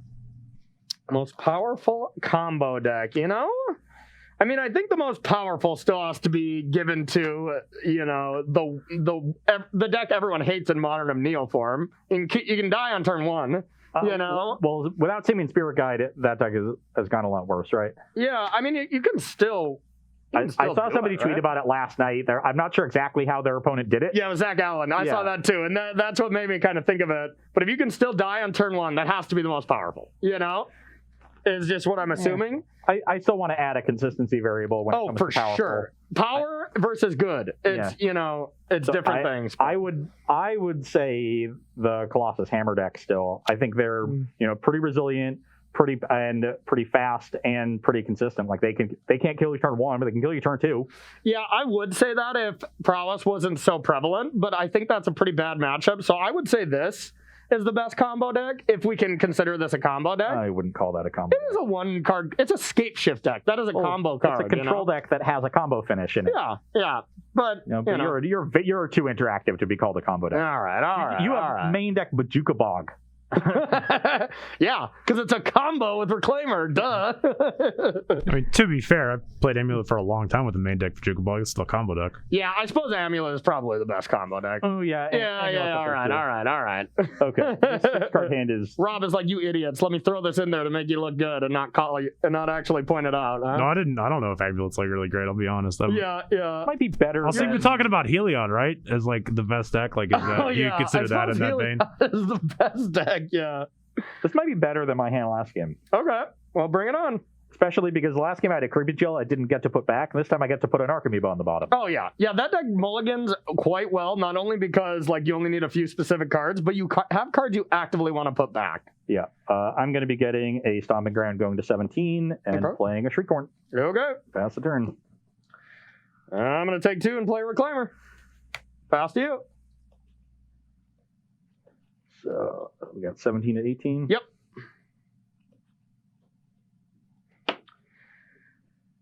My hand was very hot medium, and then my last card was Elvish Reclaimer. So I decided to keep my hand. To the point we were talking about earlier about what to do against this onboard Reclaimer, my other potential line was to save counters on the Shriekhorn as a point of recovery. And that I would do if I hit a Dredger on the first activation. Yeah. But I didn't last game. We'll see if I do now. Yep. Second main phase again. Okay. Now we hit a Conflagrate, so maybe we can just take a turn off to Conflagrate this Reclaimer. Yeah, that's pretty good. I will upkeep mill myself for 2. Okay. Once again, did not hit a Dredger in my 4 cards, so I'll take a draw. Okay. I have a Gemstone Mine. Okie dokie. And yeah, I think taking a turn off is wise here. So I will Conflagrate. I will just discard 2. And they will be Ox of Agonis, Golgari, Thug. All right, I'm going to force a negation. I don't have it. Pass the turn. I will draw. Not very good. Not a very great turn for me, so I will just play this and pass to you. And now the impulse here is to upkeep, use the Shriekhorn, but sometimes I like to save it to be able to respond to a Narcomoeba trigger and hit amalgams off of it. The benefit of doing it on the upkeep is I might hit Stinkweed Imp and get to dredge 1 more card. I don't think that's enough of a benefit to want to use it, so I'll just dredge the Thug. Okay. We got Oxes for days. Yeah, and I honestly could just Ox this turn instead of casting this Thrilling Discovery in my hand. Ox is pretty strong. That would leave I guess it wouldn't leave the Discovery in my hand, but it would get an Ox onto the battlefield. Yeah, I have exactly 8 here. And if I wanted to leave this other Ox, I could use the Shriekhorn. Which I would before Ox in case I had Amalgam anyway. Oh, yep. Not entirely sure which one is better. You didn't have Force of Negation last turn. I'm not even sure if it's in your deck. Nobody knows. That's why it's it's like a million color deck. Yeah, could have anything. Kind of like the idea of just getting an 8 like a huge creature onto the battlefield. A large one. Yeah, I'm gonna Shriekhorn myself. Okay. There's a Silver Smoke Ghoul. Okay.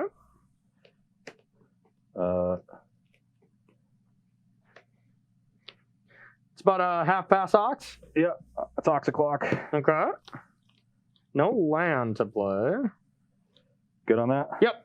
Okay, discard Thrilling Discovery and 2 Thugs. Okay. First draw. So there's an Archimedes for later. Okay. Here's another Thug Dredge. and a Loam Dredge. Okay. It's a lot of stuff. Okay, I'm that's scared. another amalgam. No chill for the Silver Smoke Ghoul, but There's a lot of power. we got 3 Narcomoebas entering immediately, and then on your end step, I got 2 amalgams entering. So I will pass with my 14 power. All right, gross. I will lightning bolt one of them. Draw.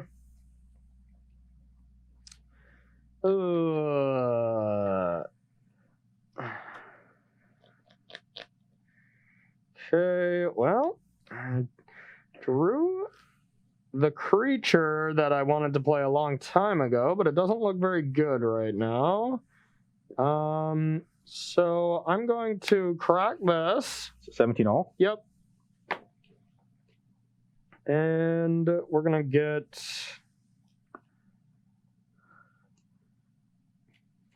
just an island.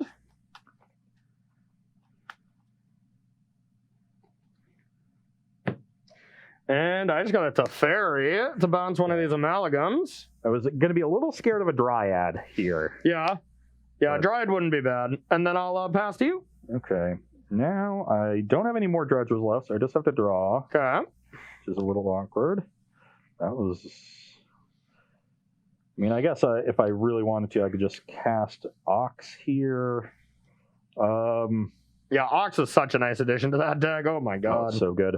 Awkward with the Gemstone Mine right now, so I'm kind of incentivized to just play Life in the Loam this turn and not really do much of anything. Yep. But I could just sort of go for the throat and play either Ox or the Thrilling Discovery I just drew. Mm-hmm. I would probably play Ox because I have a lot of dredgers in my hand. I want to make sure I dredge a bunch. Yep. And I have this amalgam that Corey just bounced. So it's actually Ox gets more of these cards I want in my graveyard in there. Yep. You just lose the land and you're kind of all in then, essentially. Yeah. I also lose the Ghoul, which is a little awkward because I'm probably going to hit a chill. Yeah, more than likely. But I'm trying to... you have a Supreme Verdict in your deck, probably. I think there's usually one as a target for Bring to Light. Maybe not. So that would be the thing I would be afraid of going all in here, because I'd probably just attack the Teferi, attack you for 5, put you to 12. Have lethal on the battlefield. And one land if you wrath, then yeah. And if I get wrathed, it's just... I guess I can still just sort of dredge and hope to kill you with ghouls and chills at that point. Yeah, and probably still not a bad plan. And the benefit of trying to go all in here is to stop you from cheesing me out by buying time with, say, Dryad, Bolt, Scapeshift over the next couple turns. Could potentially steal this game. Yep. Because if I loan this turn, I basically give you 2 turns. Mm-hmm. But you didn't Dryad this turn, and I think you would have over Teferi, because Dryad blocks a prized amalgam like Teferi does. You probably have lands to play that threatens lethal next turn. That seems like a pretty accurate assumption. I don't think you have Dryad, so I think I can afford to be slow. So I'm going to attack 1 at Teferi, 1 Narcomoeba, and 5 damage to you. I'm at 12. I'm going to make a mana with this mine. I'm going to loan back, let's say, Wooded Foothills, Gemstone Mine, and... Actually, I don't want to bring back Wooded Foothills. I'm not even sure how many fetchable lands I have. Yeah, exactly. Sacred Foundry, Gemstone Mine Mountain, and I'll play the tap Sacred Foundry. Okay. And pass the turn. Okay. Not a great draw there. I will play this land. I have a Reclaimer, and I'll pass to you. Oh, that's why I wanted to bring the fetch land. More cards for Ox. Ox. Okay. Draw step, dredge loam. Okay. Oh, God. Trigger the Creeping Chill. Okay, 9. 9 to 20. Okay. That was disgusting. Ghouls come back at end step, right? Yes. Okay.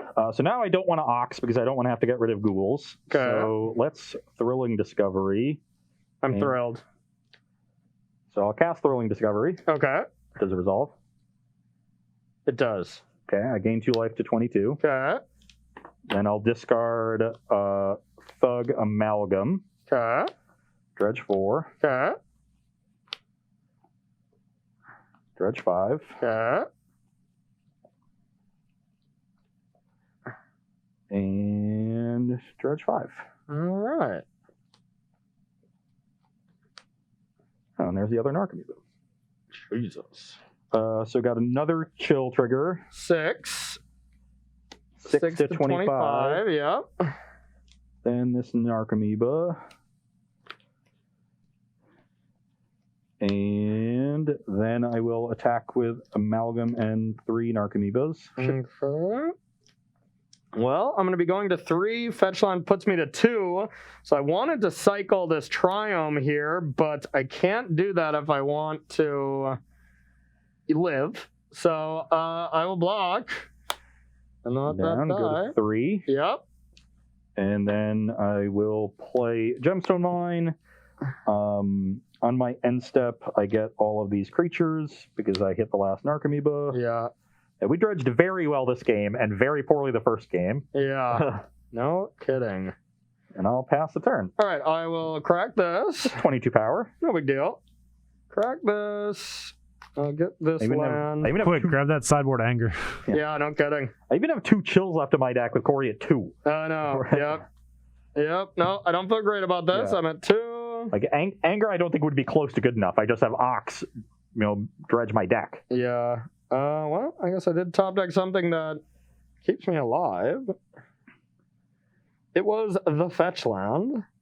If I have a basic, I do. Okay, I'll bring to light for Supreme Verdict. So you're at 1. Yeah. Yeah, I just get to dredge my deck, and I have 2 chills left. You get to dredge your whole deck? Yeah, I have 13 cards left. Okay. I also have a con flag. I'm actually dealing you. 1 million? Yeah. Yeah, that'll do. Yeah, nothing else I can really do.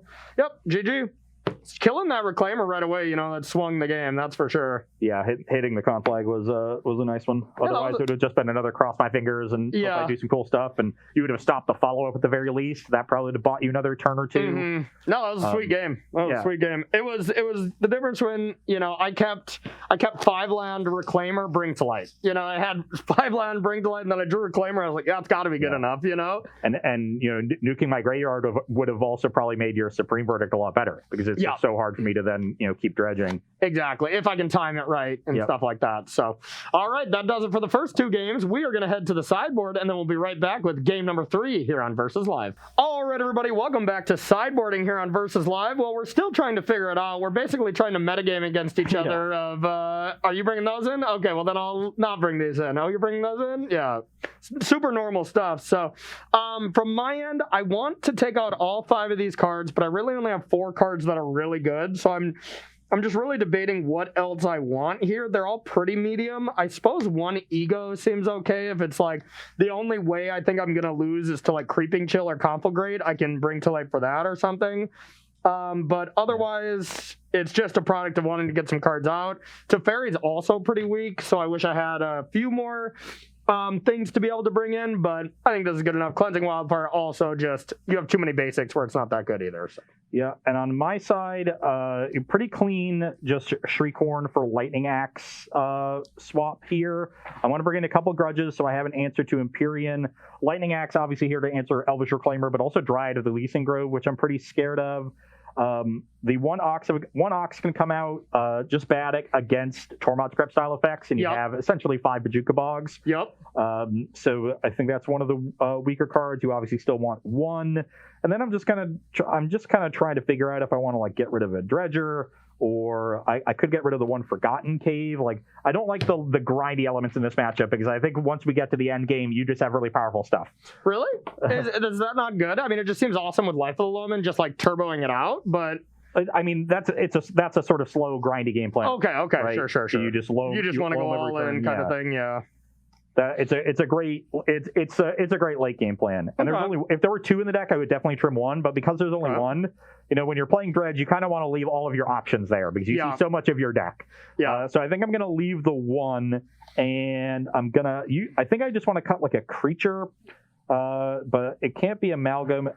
I think I just want to be explosive. I'm going to trim a Narcomoeba, which is pretty common. Makes sense to me. Yeah. It's pretty common to trim 1 in sideboarding.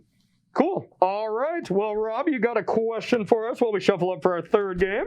Yeah, should there be rest in pieces in the sideboard of your deck with white cards in it, Corey? Well, I sure as heck think so after playing this matchup as my only thing. But no, I copied this list from a well-performing list. So clearly either Dredge was not really on the brain, or they just realized the Bojuka Bog and the speed that we have it alone is enough to race the deck. And I think it's a combination of both, but a little bit more of the first. Dredge I didn't think is that prevalent. It's starting to come back a little bit, but it's definitely not one of these tier 1, even tier 2. It's probably tier 2.5 or something, And, once it gets to that level of popularity and you already have the Bog with Elvish Reclaimer, well, I would think in my head, well, I want something to bring to light for against them. Yeah. And bring to light for Rest in Peace is really, really slow. By that point, Dredge has probably done its thing. So the one Anger makes a lot more sense to me as a bring to light target, because you just want to clean up what's on the battlefield. Yeah. And honestly, on the play, just having other interactive cards like Remand on the play is excellent. Remand on the draw is heinous. It's really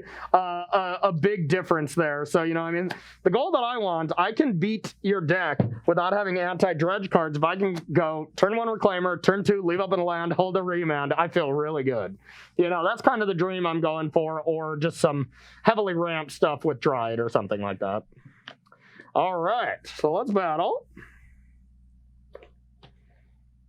You also have the Madcap plan too, which you can set up with a Bojuka Bog to nuke my graveyard from grudges. How about 6 land and Teferi? Is that the plan I want? I would keep that hand 100% of the time, Corey. I shall take a mulligan. Ooh.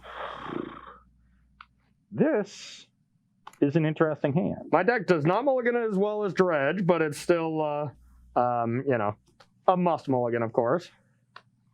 I am tempted to keep this hand. Okay. Because of the power of this card to break up Reclaimer.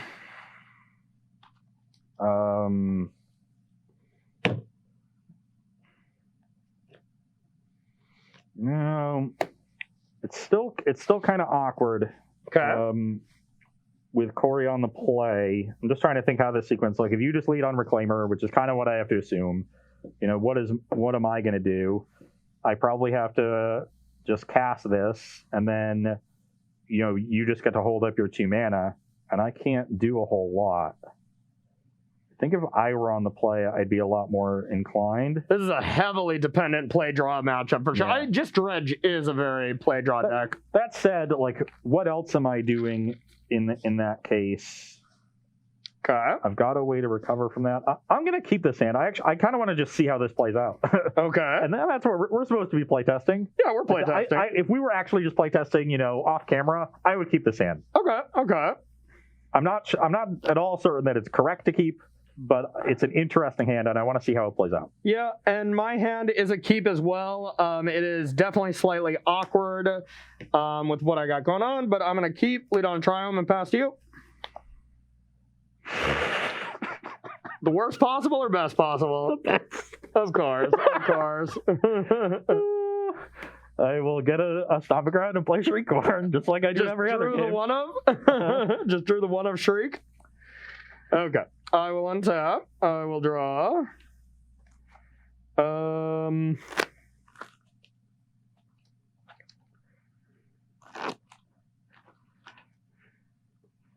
Then I have a Flagstones and I'll pass.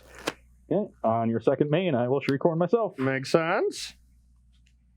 Actually, we have 2 combinations now that make this correct. Like, because Silver Smoke will only checks on my end step. Oh, yep. That's unfortunate. Oh, but we hit 2 good ones. Chile. 17 to 23. I fetch shock, so I'm at 20. Okay, perfect. And now, this is a point where I think I'm tempted to try to hit a bigger Dredger. That makes sense. So I will upkeep the Shriekcorn. Okay. Lightning Axe Thug. We did hit a Thug, so I'll dredge 4 for turn. Okay. Okay, Amalgam Ghoul. Okay. And now I have Gemstone Mine. Okay. And I will cast a Cathartic Reunion, and I gotta figure out what I want to discard, and...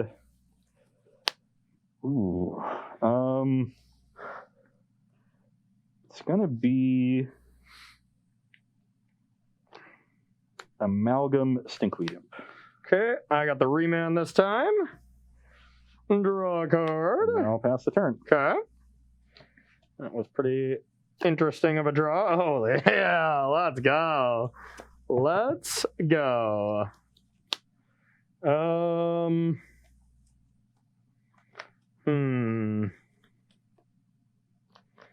what do we want to do? Okay. So I drew Gaia's Blessing.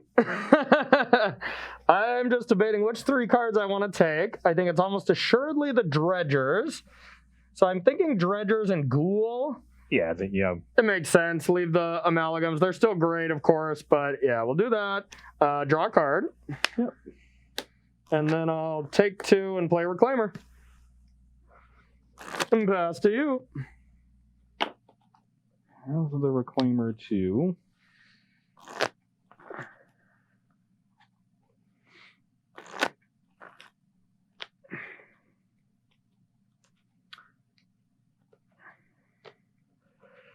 All right, so it's going to be a nice reunion turn, I imagine. So you're at 15? 15 to 20.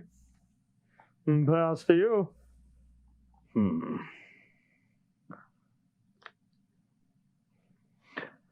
So now we're in the sort of same spot we had in game 1, or I guess sort of between game 1 and game 2. Either way, I just want to pause to say how great have these games been already. Like, all 6 that we played have just been awesome. Like, God, I love Modern. Yeah, people like to oh, that's my sideboard. I don't know. I just thought I had my exile cards in the wrong pile. Then I was like, you didn't exile anything. And Yeah. Dredge and Modern plays a lot of intricate, fun games. I think it really does. It's the most fun Dredge deck in the history of Magic to actually play with and against. Yeah. I don't know. I will disagree. The Dredge deck I first played with Icarids and Breakthrough when I got to win my first PTQ as a child. That was so fun. I had the most fun. My opponents didn't interact ever. Not once. And if I had a 3rd land for this Conflagrate, I think I'd be a lot more inclined to just slow play and kill the Reclaimer. Yeah. But I'm going to upkeep the Shriekhorn. Okay. Shrieky shriek. All right. That's really good. Let's go for it. You point the Shriekhorn to get the Shriek, the Stinkweed Imps, that's for sure. Well, that was a brick of a Dredge. Okay.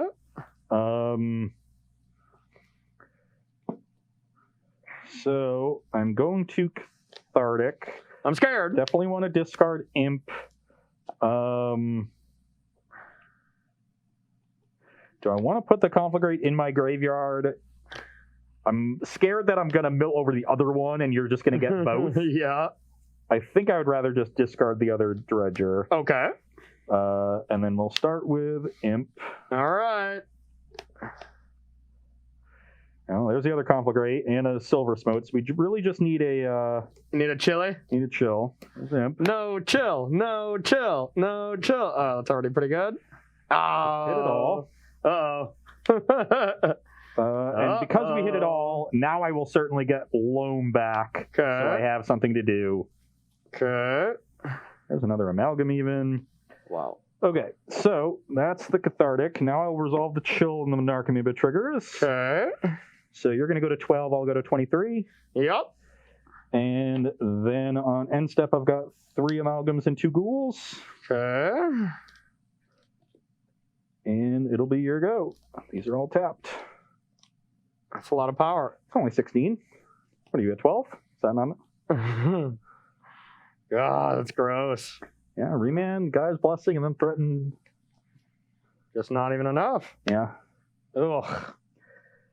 The hand I kept, it didn't have the Cathartic in it, but it was like Dredger, Conflagrate, Shriekhorn, a couple lands. Yeah. And I figured, like, oh, I've got an Enabler, and I've got an answer to a Reclaimer, but it's kind of a slow one. Yeah. And I thought it might be awkward, because if I have to go turn 0 Conflagrate, or turn 1 Conflag for 0, because you have Reclaimer, you can still just hold up the Bog on turn 2, and if I Conflag, you get to get the 2 cards that I discard, because it's an additional cost. Yeah. So I'm trying to think if there's anything I can do. Bog is my best land. It's really my only utility land. I really wanted to be able to bog you and then set up for a Wrath the turn after. But that does not look to be an option. So I'll attack. You just have the anger? Are you slow rolling me for Tuesday? Is this your revenge? Could just have land verdict. I mean, I'm at 23. Is this going to matter? I assume not. I'll go to 22. Land verdict. Land verdict. Okay. Pass to you. Yeah, it's not good enough here. I really needed anger. I needed to deal with your graveyard too. This is actually a little awkward now for me, though. I guess if you don't if you have a Bring to Light next turn, Yeah, that would be good. I'm not sure what you would get because I don't have an obvious way to get my stuff back or keep dredging because I only have the one Ox in my deck, but we'll certainly dredge Imp. Okay. Okay, Forgotten Cave is a nice one. Yeah, Forgotten Cave is really nice. Okay. So now I will make a green mana. Okay. I will cast Life from the Loam. Okay. Definitely getting Forgotten Cave. Definitely getting Sacred Foundry, I guess. And then Gemstone Mine. Yeah, I'm starting to think I should have Gaia's Blessing just all the creatures. I think that was a mistake. I should have just stopped your creatures from being as important, and then I just have more time. Like, give you the dredge, you know? Potentially. Yeah. Then I'll go to 20. Yep. Sacred Foundry, and I will... Yeah, you can't look at... What are you... Into lighting 4. You're at 12. I'll cycle Forgotten Cave and dredge the Loam. Okay. And there's the Ox. Didn't hit a Chill or a Narcomoeba. Yeah, that's all I needed to dodge because I did not have a great hand. I'll pass. Okay. A draw.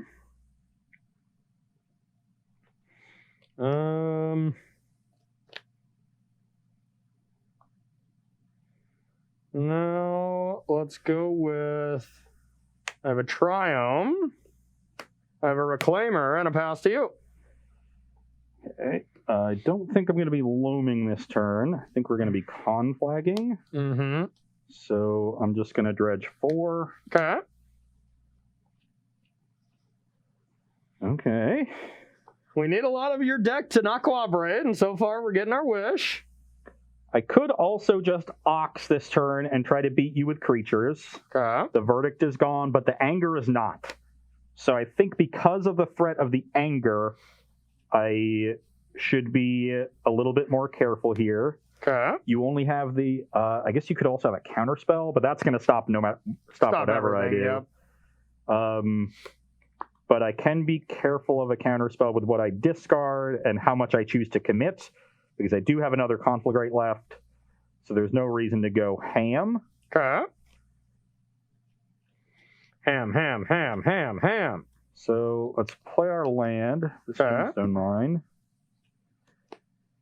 And that said, if I want to Ox, it behooves me to just discard more.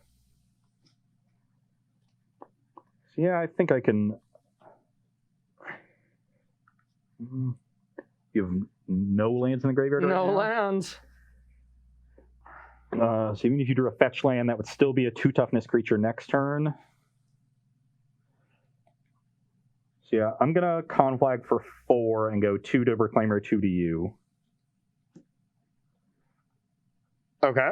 You go to 10. 10. Pass the turn. End step, I'll cycle. Untap. Draw. Tilt.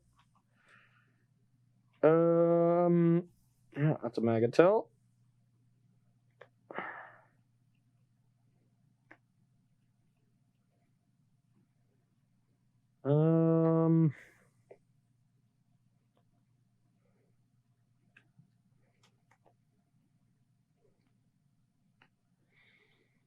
I'll play Valakut and I'll pass to you.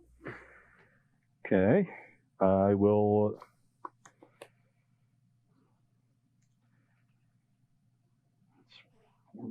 Just 14 cards on my deck, so now I'm a little bit careful on deck size. Yep. Just going to dredge the Loam to start. Okay. leave myself options. Okay, there's chill. Trigger that. 7. 7 to 23. Yep. And now there's no reason to go ham with the Ox because anger is really the only thing I'm scared of. So I'm just going to loam back the Forgotten Cave. Or you took 1 from our Reclaimer, right? Or was that a different game? That was a different game. No, it was the Verdict game, right? Yeah. So you should be at 22. No, I went from 23 to 22. Then I took 2 for a shock land to 20, and then I gave 3 to 24. Okay, gotcha. I just have all mine are divisible by 3. I was like, well, that doesn't look right. I just it was this wrong. Sacred Foundry. Yeah, no, you're totally right. Okay. Loam back, Stomping Ground, Forgotten Cave, Gemstone Mine. Okay. Play Stomping Ground. Okay. Tapped. And then I will go to my end step and trigger Silver Smoke Ghouls. Sure. That will trigger Amalgams for your turn. Yep. And then I'll pass the turn. All right, well, my hand is heinous, so we need a good draw. Sweet. Yeah, GG. With you at 7, I've got the conflag in my hand, safe from like a verdict. If you anger me, I can loam again, play a land. I can conflag you for 6 next turn. Yeah, So but instead I drew 5 lands, so there's not a single thing I can do. But even Scape Shift here, I play a land, Scape Shift away, 6 lands, get 7. Another Valakut, 6 mountains. That's not even enough anyways, but... Yeah, 7 lands would not be enough at 23. You need the 8th. Yep, need the 8th anyways. So, just need to draw a little bit of gas there. But yeah, you just really need a good follow-up to close the game. You didn't really have it. Yeah, even the cycle, when I cycled the Triumph, it's like, okay, if I can cycle into Bring to Light, I have some good things I can get, Even Omnath, play a land, gain some life as a way to buy some time. That would have been fine, but then just... cycling into 2 lands, that was the nail in the coffin. Yeah, just flood it a bit, and the dredge deck is going to punish you in the late game if you don't have something powerful to go over the top. For sure. Your deck normally does. For sure. Okay, everyone. Well, that is going to do it for round number 2. We are now tied, so we got one more round, and we're playing for Zamabos. I knew my trusty dredge deck wouldn't let me down. I knew, but I figured. I knew my cat combo was not going to let me down either. So now we're just going to have to figure out if the third match is going to let us down or not. What do you got up next? I am playing the Jeskai Breach deck. Yes. I've been playing this. I know Source Odin's been playing a good amount of it. I played a good amount of it. I played 2 leagues and I was having a blast, and I just went 9-1. Yeah. And I had a good time. I'm going to be playing a deck that I normally just hate. It looks so bad to me, but it's been winning. So I was like, I want to just see it in action. And that's the mono red prowess, but the Obosh version. So it's, a lot of odds like, Blood Moons, Bone Crusher Giant. It looks really underpowered to me. But every time I play against it, I lose, and it's been doing decent in events. So I wanted to see how it is. It's supposed to be very good in prowess mirrors. That makes sense. But we'll see how it does here. The Jeskai Breach deck does rely on some cheap creatures. You've got plenty of removal for them. Yep. So that's going to be a key dynamic. And then how much pressure you can put on me. Yeah, it's going to be a fun one. So we're going to take a short 5-minute break, and we'll be right back with round number 3 here on Versus Live.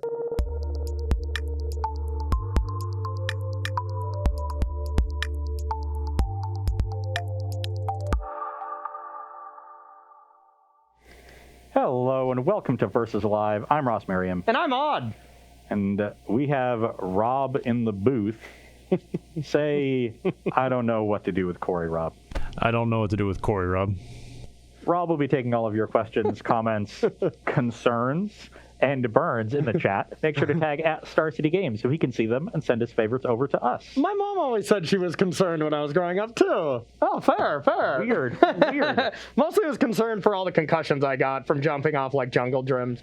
Most kids, Explains so... how most kids, swing on the handlebars or whatever? Yeah. I would always climb on top of all these things, and when people would go down the slides, I would climb on top of the slides and run down them. I just like playing on top of jungle gyms instead of actually using the tunnels and stuff. And teachers didn't like that. And for whatever reason, our playground was also just layered with rocks instead of the foam it is now, the pillows it is now. Playgrounds were in the 90s. Yeah. There's a reason those changes were made, and it's sitting right in front of us. Yeah, thank you. But I turned out just great. Yeah. So there was a law passed in the state of North Dakota. Yeah. And it spread throughout the rest of the country. But I turned out just great, y'all. something like that. We've been playing Modern all day, trying to get a handle on the format in preparation for the upcoming Modern Horizons 2, having a great time with it, and finishing with, Dredge is, a deck that I have a long history with, but the deck I'm playing last, this deck is just so sweet. Yeah.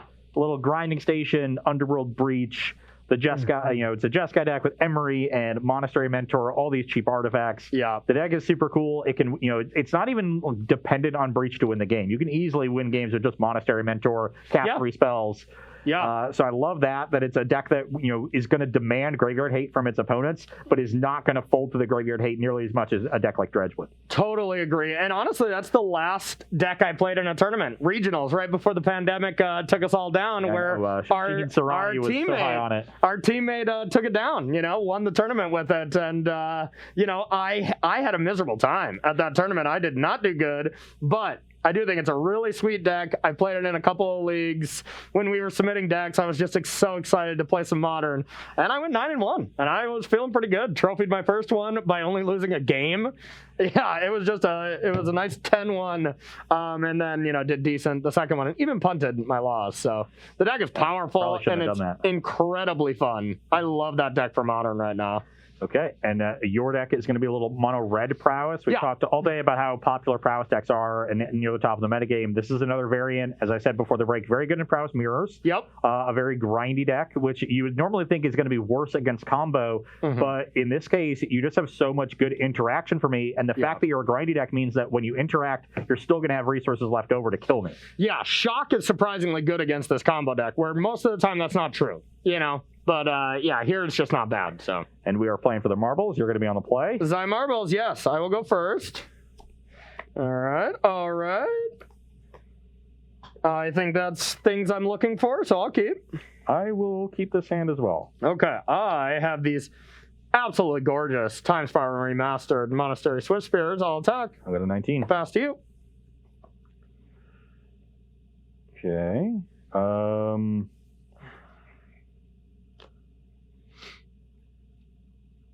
I will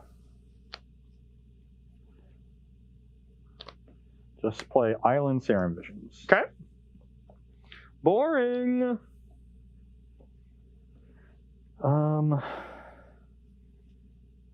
Boring, says the guy who attacked with Monastery Swift Spear on turn 1. Exactly. Aggressive. Yeah. I'm glad you're with me on this. One on top, one on bottom. Okay. Pass the turn.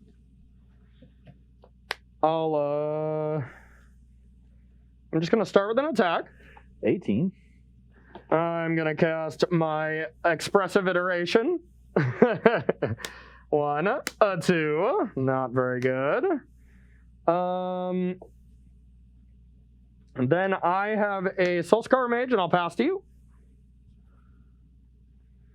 Seasoned Pyromancer, a pretty good card, but not what I wanted to see off this.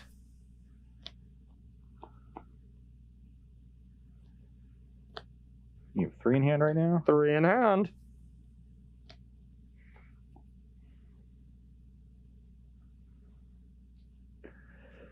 I'm going to crack this Flooded Strand, go to 17.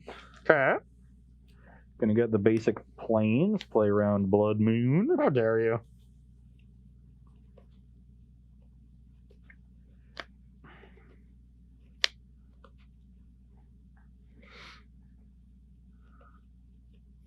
And I'm just going to play an Ether Spellbomb. Okay. And pass the turn. Alrighty. A little bit of defense. Defense. Defense.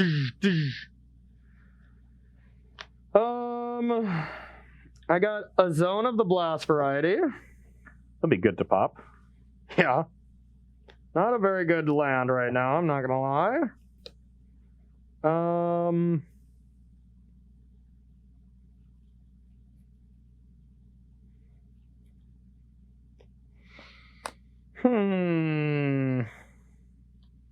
Corey in a little bit of an awkward spot with his Light of the Stage, which is something we mentioned during the first match. Yep.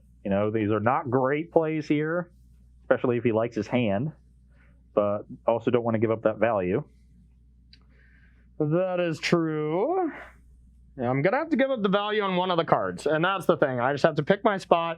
If this was a mountain instead of a blast zone, I think it's a lot easier for me to take the lava dart. But with the pyromancer, it does change a little bit. So let's see what we want to do.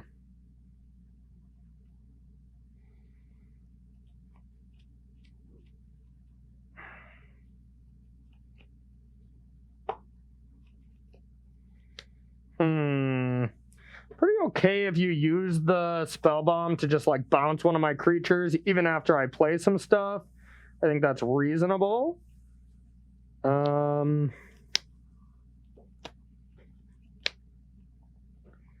So I think I'm just gonna attack for 2.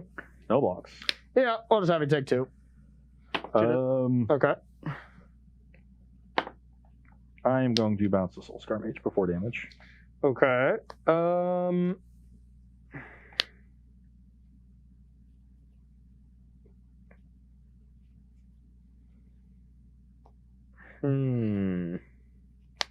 a pretty cute play. So that's going to resolve. I still might cast something now. Because now I don't mind just, let's say, getting Soulscar Mage back on the table. So now Lava Dart looks a little bit better. Yeah, okay. I'll Lava Dart you. Brings me to 16, then I take 2 in combat to 14. Yep. And then I will play Soulscar Mage and pass to you. Not the best draw. Okay, I'll continue trying to just buy some time. We'll play a Teferi and rebounce the Soulscar Mage. Okay. Draw my card and pass the turn. Okay.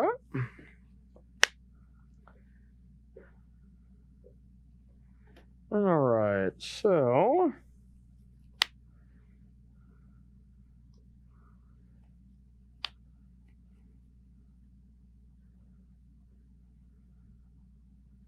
okay, cool. Let's go with a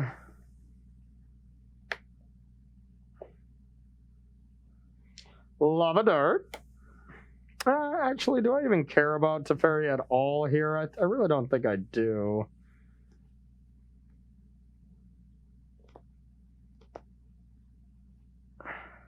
Yeah, I'm gonna Lava Dart you. I go to 13. And I'm going to play Soulscar Mage. And I'm going to stomp you. I go to 11. And then attack for 3. I go to 8. And I'll pass to you.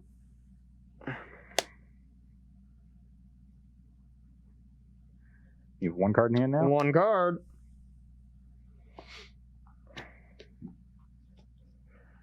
Okay, not a whole lot I can do here. Let's pop the Teferi. Okay. I am going to die. I was 1 short last turn.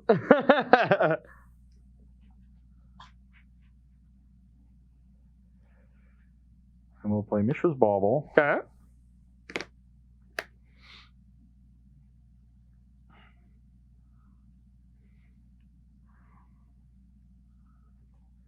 Be really awkward if I die before cracking this bauble when it was in my opening hand. What? Why? I had other things to do, and in case I drew Monastery... It's free! Well, in case I drew Monastery Mentor, I wanted to keep it around, and there were ways I could have gotten more value off of it. Okay. There was a... I'm not saying it was definitely wrong. There was a method to my madness. Okay. I'm trying to figure out what I can draw off this bauble that might let me beat any burn spell in your hand. And I don't think it exists. I don't think so either. So yeah, I just play Grinding Station, play this Emery that I've been trying to find a good spot to get down. Okay. Mill 4 certainly wasn't going to get there with the Teferi. I guess Path could You didn't have it during the Spellbomb turn? Mm-hmm. I guess, like when you played Spellbomb and left open 1 blue, you could have played Bauble and then Emery. Yeah, but that was the turn you lit up the stage and you had the Lava Dart already. Yeah, sure. I totally get it, but...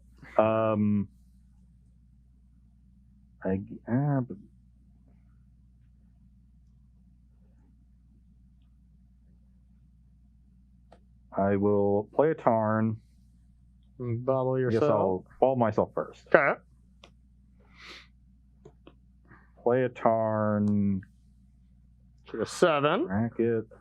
I do have the shock.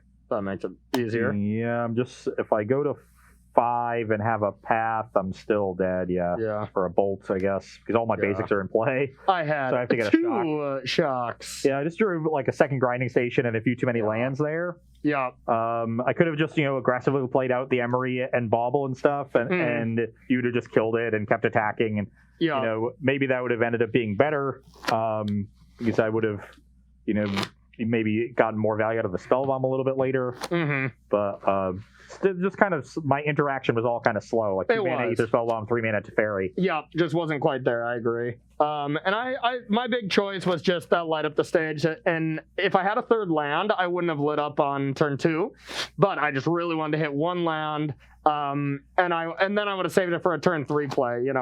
One person that I highly admire for their magic prowess, Seth Manfield, always is the most patient with light up the stages. It's almost like the last thing he always casts, and for the most part it's kind of the opposite for the standard norm you see when you're playing against people.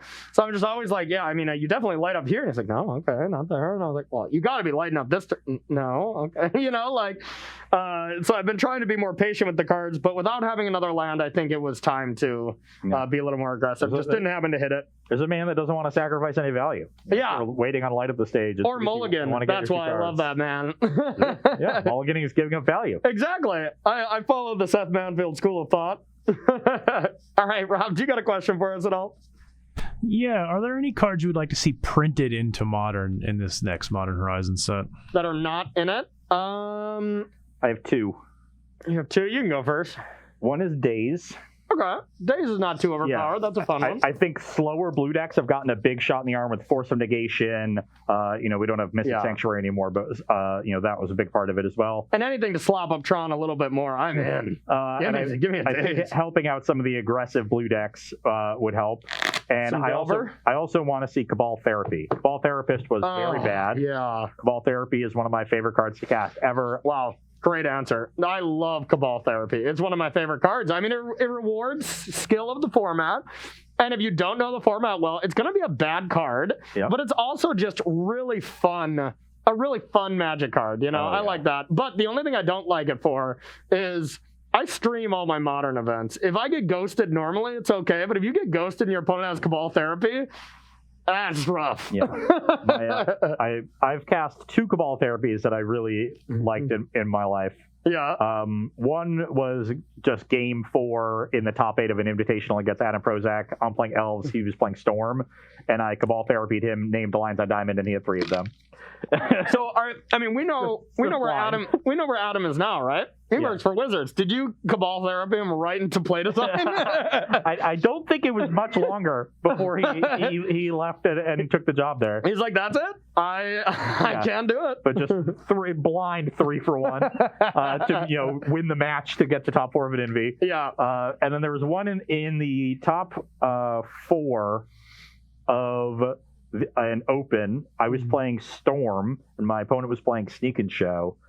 Peter Johnson, I think his name was. And I had seen his hand earlier from a previous discard spell, and he brainstormed in response to this therapy. And I knew that he had the combo rolled up. He had, I think it was Sneak Attack Emrakul.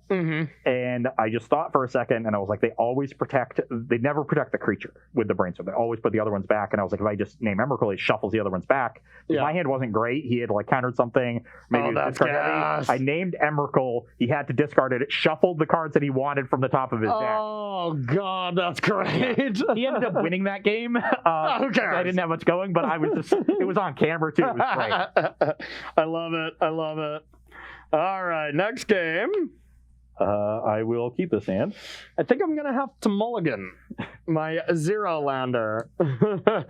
We only needed 1 with that hand too. We had the light up the stage. All right, Rob, you got a quick question at all?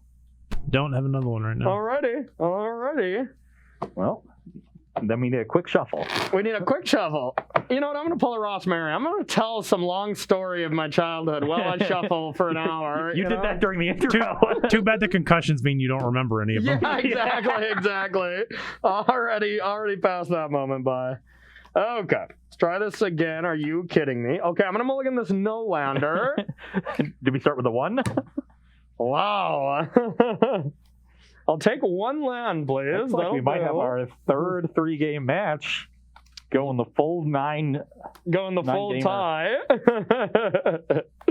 Oh, God. We'll see. All right. My hand is not great. I'll say that. Yeah, I think, okay, we're off to a great start. Are you kidding me? Are you kidding me? Okay. Hit the land on the last one. 6 non-lands. Wow, okay, well, I'm going to keep these 3 for sure. While you're thinking, I'm going to crack a fetch. Okay, I think I just want to get rid of these. I'll get rid of these clunksters, Okay. and I'll keep these. I'm getting an island going to 19 and playing a spell bomb. Okay. I will attack. I'm at 18. Here you go. I guess I didn't have to do that. Your go. Okay, so I'm at 18. That's a cool one. Cool one's been declared. Play Mox Amber. Okay. Play Emery. Emery, everyone's favorite. Play Milfour. Yep. I forgot that. That's an important part. Yeah, that is a key part of that card. Okay, hit some goods. Yeah. I doubt they're going to matter. But then I'll make a blue and play an opt. Okay. I'll leave that on top. Okay. Play Spirebluff Canal. Play Serum Visions. Okay. Both of those on the bottom. Okay. And then I'll pass the turn. Give me a good draw right now, please. Yay! I have this and a Firebolt, and I'll attack for 4. I go to 14. Pass to you.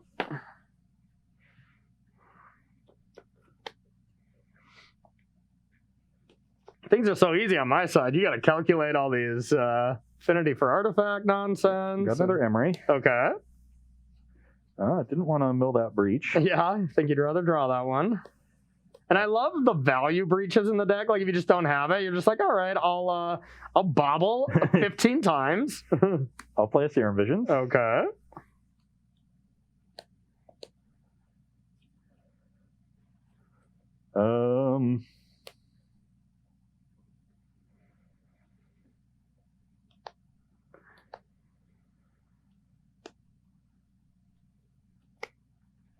Yeah, one on top, one on bottom. Okay. And then I will play a tapped Hallowed Fountain and pass the turn. Okay. I will draw. I'm going to start with a Firebolt to Emery. I will attack for 4.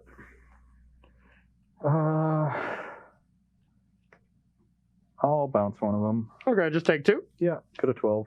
So light up turn. Yep, I had that light up. Hiya! Hiya! Dang it! Okay, pass to you. That's bad. Needed a land, more than likely. Well,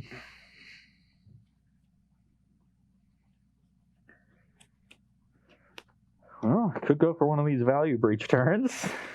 I'm pretty shocked that this deck plays Firebolt instead of Lightning Bolt. I'm sure it's Lightning Bolt too. I guess I just probably haven't drawn them. Okay. I was like, I have not drawn them, and all I've been drawing is Firebolt. That just means they're not in the deck, right? Yeah. You just, once again, took them out, just trolling me. I couldn't let you play with whiteboarded cards, Corey. Oh, thanks, buddy. You're a good friend. Just looking at my graveyard for no apparent reason. Oh, okay. 1, 2, 3, 4. So I would get 2 baubles, an Emery, and an EE off of this breach. Okay. That seems pretty good. Yeah. With me at 12. But I would then have to find one of 2 remaining breaches in my deck. You have 2 in hand? 2 in hand. One of which I know is Swift Spear. Yep. I could also just go for this in my hand and hope you don't have another burn spell between the one unknown and the card on top. That also does not seem like a bad plan. Okay. With me at 12, like if you have it, I guess worst case scenario is you have a land burn spell and you get to go both 1-drops, kill your thing, attack you for 4. I'm at 8. and you just have 3 1/2s. But then I just get to value breach, and you basically have to draw a burn spell the next turn too to kill me. Yeah, I don't mind that play. Give it a shot. So it could also lead to me getting an extra card next turn. Oh, actually, it does lead. It leads to me getting potentially 2 extra cards. So yeah, I'm just going to play an Emery and this Flooded Strand. Okay. No 4. And then I'll pass the turn. All right.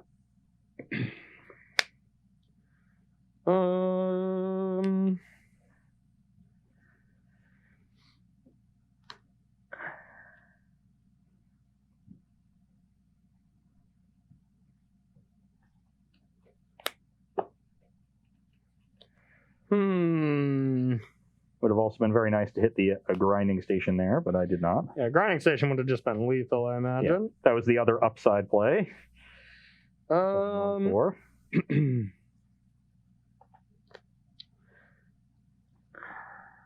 No blocks. Yeah, no blocks. I will bolt Emery. So I'll take 2, go to 10. Yep, and then play one of these past you. Yeah, and step, I'll crack the Strand, go to 9. Okay. I guess we'll get the Aragran Triumph. Roll. Or, I guess you could Blood Moon me. I should just get the Plains. Okay. My mana is perfectly set up. So. Yep. I guess Alright. I can't cast a Bolt off of this, but I'm not even sure I would want to. Here's the fun turn, huh? The fun one. Ooh, I got some spicy ones in the sideboard for you. Yeah, you got 4 ever relics. seen relics? That is a nasty one against that deck. Just being able to just leave them on the battlefield. Keep hitting, keep hitting, keep hitting.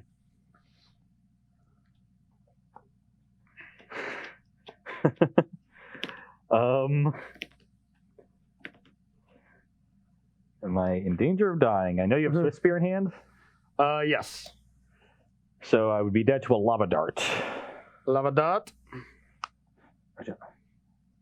Get another Emery? Yeah, I was drew the 4th Emery. So do I want to leave myself dead to a Lava Dart in order to potentially kill you next turn if I just hit a Grinding Station?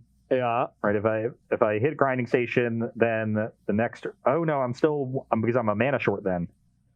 I would have to because I'm going to have to... If I play the Emery this turn, I'm going to have to block with it. You don't have a second bubble? Or a second mox? No, not yet.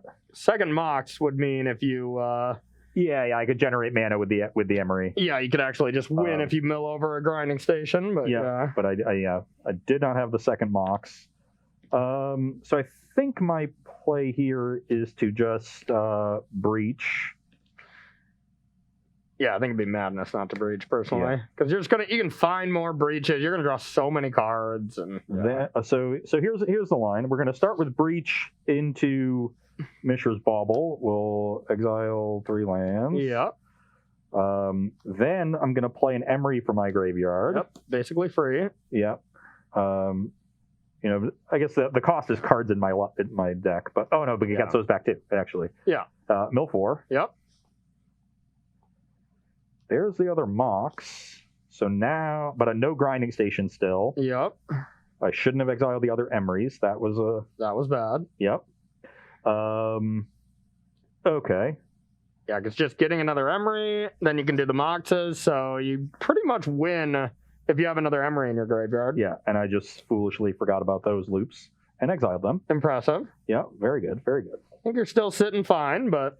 Yeah, my plan was to just engineer explosives your board away and have a million cards in my hand. Or you can cast Monastery Mentor. Yeah, now I'm thinking about doing that. Yeah. So let's make a blue, play the Mox Amber for my graveyard, exile these 3, then make another blue, make a white, play the Mentor for my graveyard, exile these cantrips. Then we'll play the Mox Amber again, exile 2 Teferis and this Tarn. And get a That gets 1/1. a token. Do we have some Paralysis tokens? I'll use Shaheen's, that's fine. Oh, okay. Yeah. Of course, the Storm Master himself. Then I'll bauble you. Okay. Okay. Make a blue. I want to get the EE down as well. So we'll play that. I concede. I can't win. Yeah, we'll play that for 1. Yeah, exactly. Emery's because I figured I didn't need them, and I was right, but I would have just won this turn if I still had them. You'd have to still hit a grinding station, but yeah. Yeah. I was just going to play that, get another token. I think I was going to just leave these in the graveyard rather than get another token immediately. Yeah, I think you should have breached the turn before for what it's worth. You think so? Yeah, because you still get Emery, and then you're going to find more things. Honestly, just breach Emery and just a bunch of baubles and start the next turn with like 6 cards in hand, I think is probably what I would have done, but... Or set up an EE as well. Yeah. You know, breach, Emery, Well, EE. that was my plan, was breach, bauble, Emery, and then EE bauble. As many baubles as you It can. would have only been the 1 bauble. Okay, No, it would have been 2 baubles. I think it would have been 2 baubles. It would have been 2 baubles and the 3 baubles because of the Emery. Yeah, exactly. I think I would have did that, but regardless, you know, you found your adventure. So we're going to take a short break. We got one last game. I mean, what more fitting than we go like exactly split games, and it all comes down to 1 game when we play Modern, because Modern is that close and that awesome. And that's every single matchup today has been split game, go to game 3. You're a worthy adversary, Ross Merriam. So, all right, we're going to take a short break, and we'll be right back with sideboarding here between Mono Red and Jeskai Breach. All right, everybody, welcome back to sideboarding here on Versus Live between Mono Red and Jeskai Breach. From my end, I'm just taking on Flame Slash. It's, you know, a great removal spell, does still hit Emery, but not what I want here. So my sideboarding was really a product of first get these out of here, you know? I think that's there mainly for a Storm Ring entity. It's pretty good to, you know, they need 2 spells to save it. Yeah, no, that makes total sense. Or 1 mutagenic growth, though, which is kind of bad. Yeah, you always get got by mutagenic growth. Always. And then taking out 1 Blood Moon. I don't mind Blood Moon here. Sometimes it can get you, but overall, it's not insane. You still have Moxes where you can add mana. And then just, you know, a decent amount of basics. You have to fetch for them, so I'm keeping you honest by keeping them in. 8 fetches, an island, and a plains. You just got to be conscious of it, that's for sure. And then bring it in. A relics, pretty easy stuff from my end. Yeah, and on my side, just upgrading our disruption. Teferi, very weak in hyper-aggressive matchups. Path Exile, we've been talking about all day, is pretty weak against the prowess decks. Just don't want to give them the extra land and really kickstart their game plan. Bringing in Helix is easily the best one. Gust is a solid one. Can even take out a pesky Blood Moon if that's really bothering me. And then Rip Apart I'm bringing in part to kill creatures, but also it can pop kill a relic or force you to pop it before you really want to, and that could set up a breach on my side. Yeah, no, that seems great. And, you know, I want to be casting stuff during my turn, so there's a lot of time when I just can't leave mana open with Relic. You know, if I have a board set up, kind of like what you're doing with Dredge, like you're going all in until you have a board presence, and then I'll hold up a mana because I'm like, okay, I just want to not die. Yeah. But for the most part, these early turns, I can go turn 1 Relic, turn 2 double Swift Spear or something, and you just go rip apart the Relic, and that seems great, you know? So... probably wouldn't play it in that order. That doesn't seem right. But... I wasn't going to say anything. Yeah, whatever. You know what I mean, chat. You know what I mean. Do we? You know. Okay, you know. All right, I'm going to be going first. I want to see a land, you know, a little bit closer to the top of my deck than my 21st card. It took me 20 cards to find a land last game. But, of course, a Prowess deck does not play a lot of them. I wouldn't mind a repeat performance. What? Okay. Okay, all right. Well, it's still a raging tilt, but I mean, I think I keep this. Oh boy.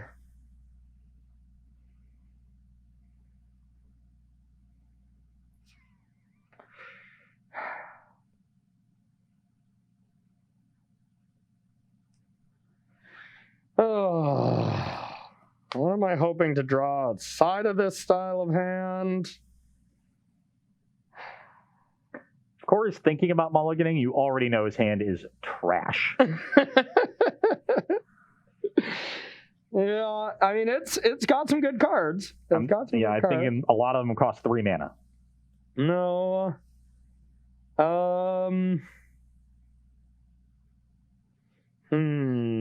There's a couple scenarios of hands that my hand is excellent against, and there's a couple scenarios where it's not very good.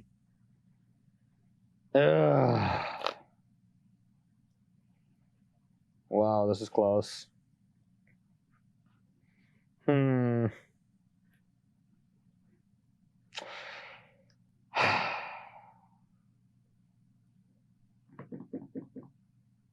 just look at the top of my deck first, okay?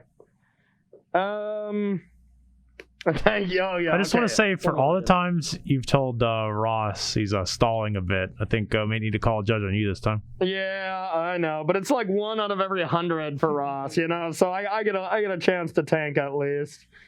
You take all the time you need, Dollface. I'm gonna mulligan. It's close. It is close. Okay, thank God. Okay, thank God. That would not have went well for me. No, it would not have. No. Swift Spear, attack. Next turn, Swift Spear, attack. I'm dead. Yeah, that's how it would have gone. Yep, all right, well, I drew my first 5 cards and there were no lands again, and I'm like, are you kidding me? Did you put all my lands in here, Rob? This deck feels short. You know, I thought I'd have some fun with you. Yeah, I see you holding 8 mountains over there. Is that unrelated? Yeah. Just cackling. All right. This is how it's gonna go. You sure you want me shuffling for you, Corey? Everything. Yeah. Whatever. Oh my God. Has to think again, does he? Oh my God. What a tilt. I bet you could guess this hand, Ross, if you really tried. I'll keep. Mountain go.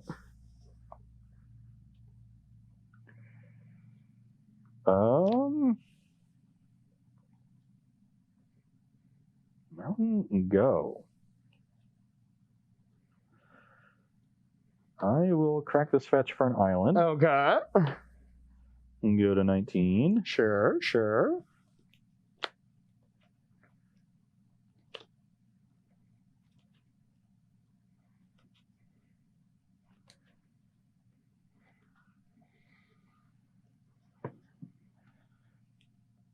And I will play an Ether Spellbomb. Okay. Pass the turn. I will play a mountain, and I'll pass to you.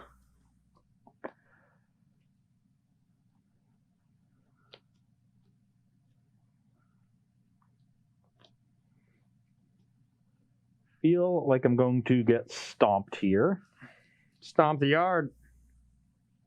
I'm just going to Serum Visions. Okay.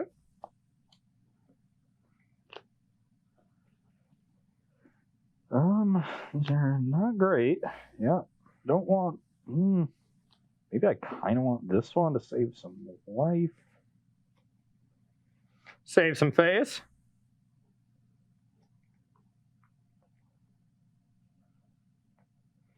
No. Almost top? No, neither. Well, I that was just a brain fart. Oh, okay. And then I'll play a tap Hallowed Fountain and pass. Okay. No stomp. Am I getting Blood Moon? All right. I will play Blast Zone and Blood Moon you. Okay. Pass to you.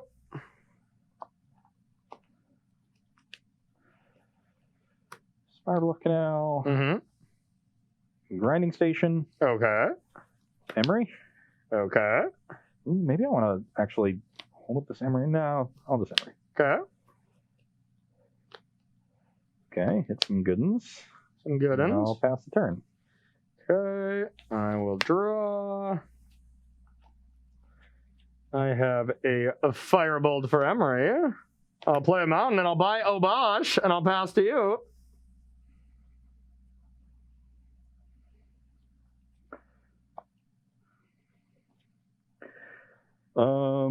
Just kill me and put me out of my misery with this deck. So when I Emery you and then play Breach and have Mox Amber and Mishra's Bauble, you just die, right? With the Grinding Station in play? Yeah. Yep, sure do. So we play Emery. Yep. Mill 4 cards. Okay.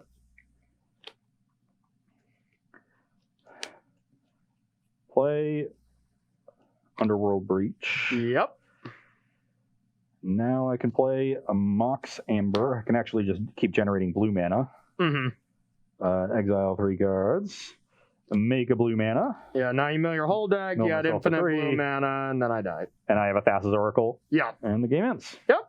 No, now I went from having 1-landers to just a 5-lander with a Bolt and a Blood Moon. I'm like, yeah, whatever. Maybe I should have mulliganed again, but My whole plan was Blood Moon on 3, get an Obosh down on turn 5. Hopefully the Blood Moon did something, and then try to kill you, on turn 6. That was my whole course of game plan. But yeah, the Blood Moon did absolutely nothing, so that did not happen. And Corey could sit there holding up the removal spell to try to stop the Emery, but I can slow play until I have enough mana to cast through it. I guess the Blood Moon makes that more difficult. No, the removal spell does nothing to that combo. Well, you shut off the you can as long as I can always leave a blue mana floating, which I can. Yeah. To eventually get back the Emery. Yeah. Because I just what I do is I play the Breach, and then I just play Mox Amber first, and I have the island. Then I play the Emery, flow to blue. Then I start comboing. You kill the Emery, and then I recast it from my graveyard. So as long as I'm careful about it, a removal spell is not going to do anything. Agreed. Yeah. So there was no point in me trying to hold up to defend against that, and that was a beating. A little unfortunate on a lot of mulligans. I guess I just have to mull at 5. I mean, I didn't engineered explosives in my hand from the opener, which is going to be pretty good. Like 4 lands, Blood Moon, a Bolt. Of course it's bad. It was 5 lands, Bolt, Blood Moon, bottom 1. Of course that's not great, but I think it's better than going to 5. Yeah, I think one of the issues with this version of the deck is you just, even though you have the grindy elements in a matchup like this, you don't mulligan as well, because I don't think you have so many 3-drops that you can mulligan into those really slow hands. And that's the thing too. I was really hoping, if I keep a land heavy hand, my Season Pyromancers become amazing. And obviously I draw the Season Pyromancers when I have the light hands, and now that I flood, then I draw the Lava Dart. So a little unfortunate, but I've never been a huge fan of this deck, but I keep losing to it, like I said. But it was not. It did not feel as good in my hands today. But not the best, and an anticlimactic ending for a great day. It was some unfortunate draws on Corey's part, swing the marbles to my side again. Yep. But a bunch of great games from a wide variety of decks. I think the only issue I really have in Modern is how the prowess decks have pushed out basically all other forms of aggression. Yeah. Like they're just so powerful. Monastery Swiftspear is legitimately one of the 5 best cards in the format. It really is. And normally I'm just like, it's in burn, you just kill it, it's not that big of a deal, but it really is just phenomenal when we banned so many of the decks that were just much better than it, like you play the Mox Opal, God, I haven't said that word in a long time, Mox Opal Oko Urza nonsense. Like you look at a Swiftspear, you're like, you got it. The decks, without Mox Opal, a lot of those decks just aren't fast enough to keep up. Yeah. Some good, blue control decks. We saw the Valakut deck with some early interaction, but even they aren't playing a ton. It's just some bolts and Remed, which is pretty bad against prowess decks. It really is. Yeah. So I don't love that deck, but the one deck that I truly do love, and what I would still be playing right now, and what I still have queued up and ready to go, probably play a league tonight. I love that deck. This deck seems sweet. It's definitely a tough one to just pick up. There's a lot of intricate lines, but if you played Breach before, you'll be fine. No, this is my kind of deck. You can play. It looks just like a straightforward combo deck, but it can actually play a lot of different ways. You can grind. You've got some disruption. There's bolts and paths in the main deck. Fragger decks, there's Teferius to defend against counter spells. The timing of your breaches, the value breach turns, all that stuff is really important. And then the Swift, like when you're going for a mentor game versus a graveyard game. Yeah, the mentor games are great. Like I had someone just power mulligan down to 5 against me and just slam 2 ley lines, and you could tell just by how they were clicking, they were like feeling extremely confident. And I just went like, I think I even went turn 2 mentor, play a bobble, and they're just like, yep, that'll do. The game immediately ends. Yeah, I was like, I played Mox and a bobble turn 1 with Emery, and then turn 2 just, mill my card, whatever, throw him into exile, and then just mentor another bobble, and the game was completely over. Yeah.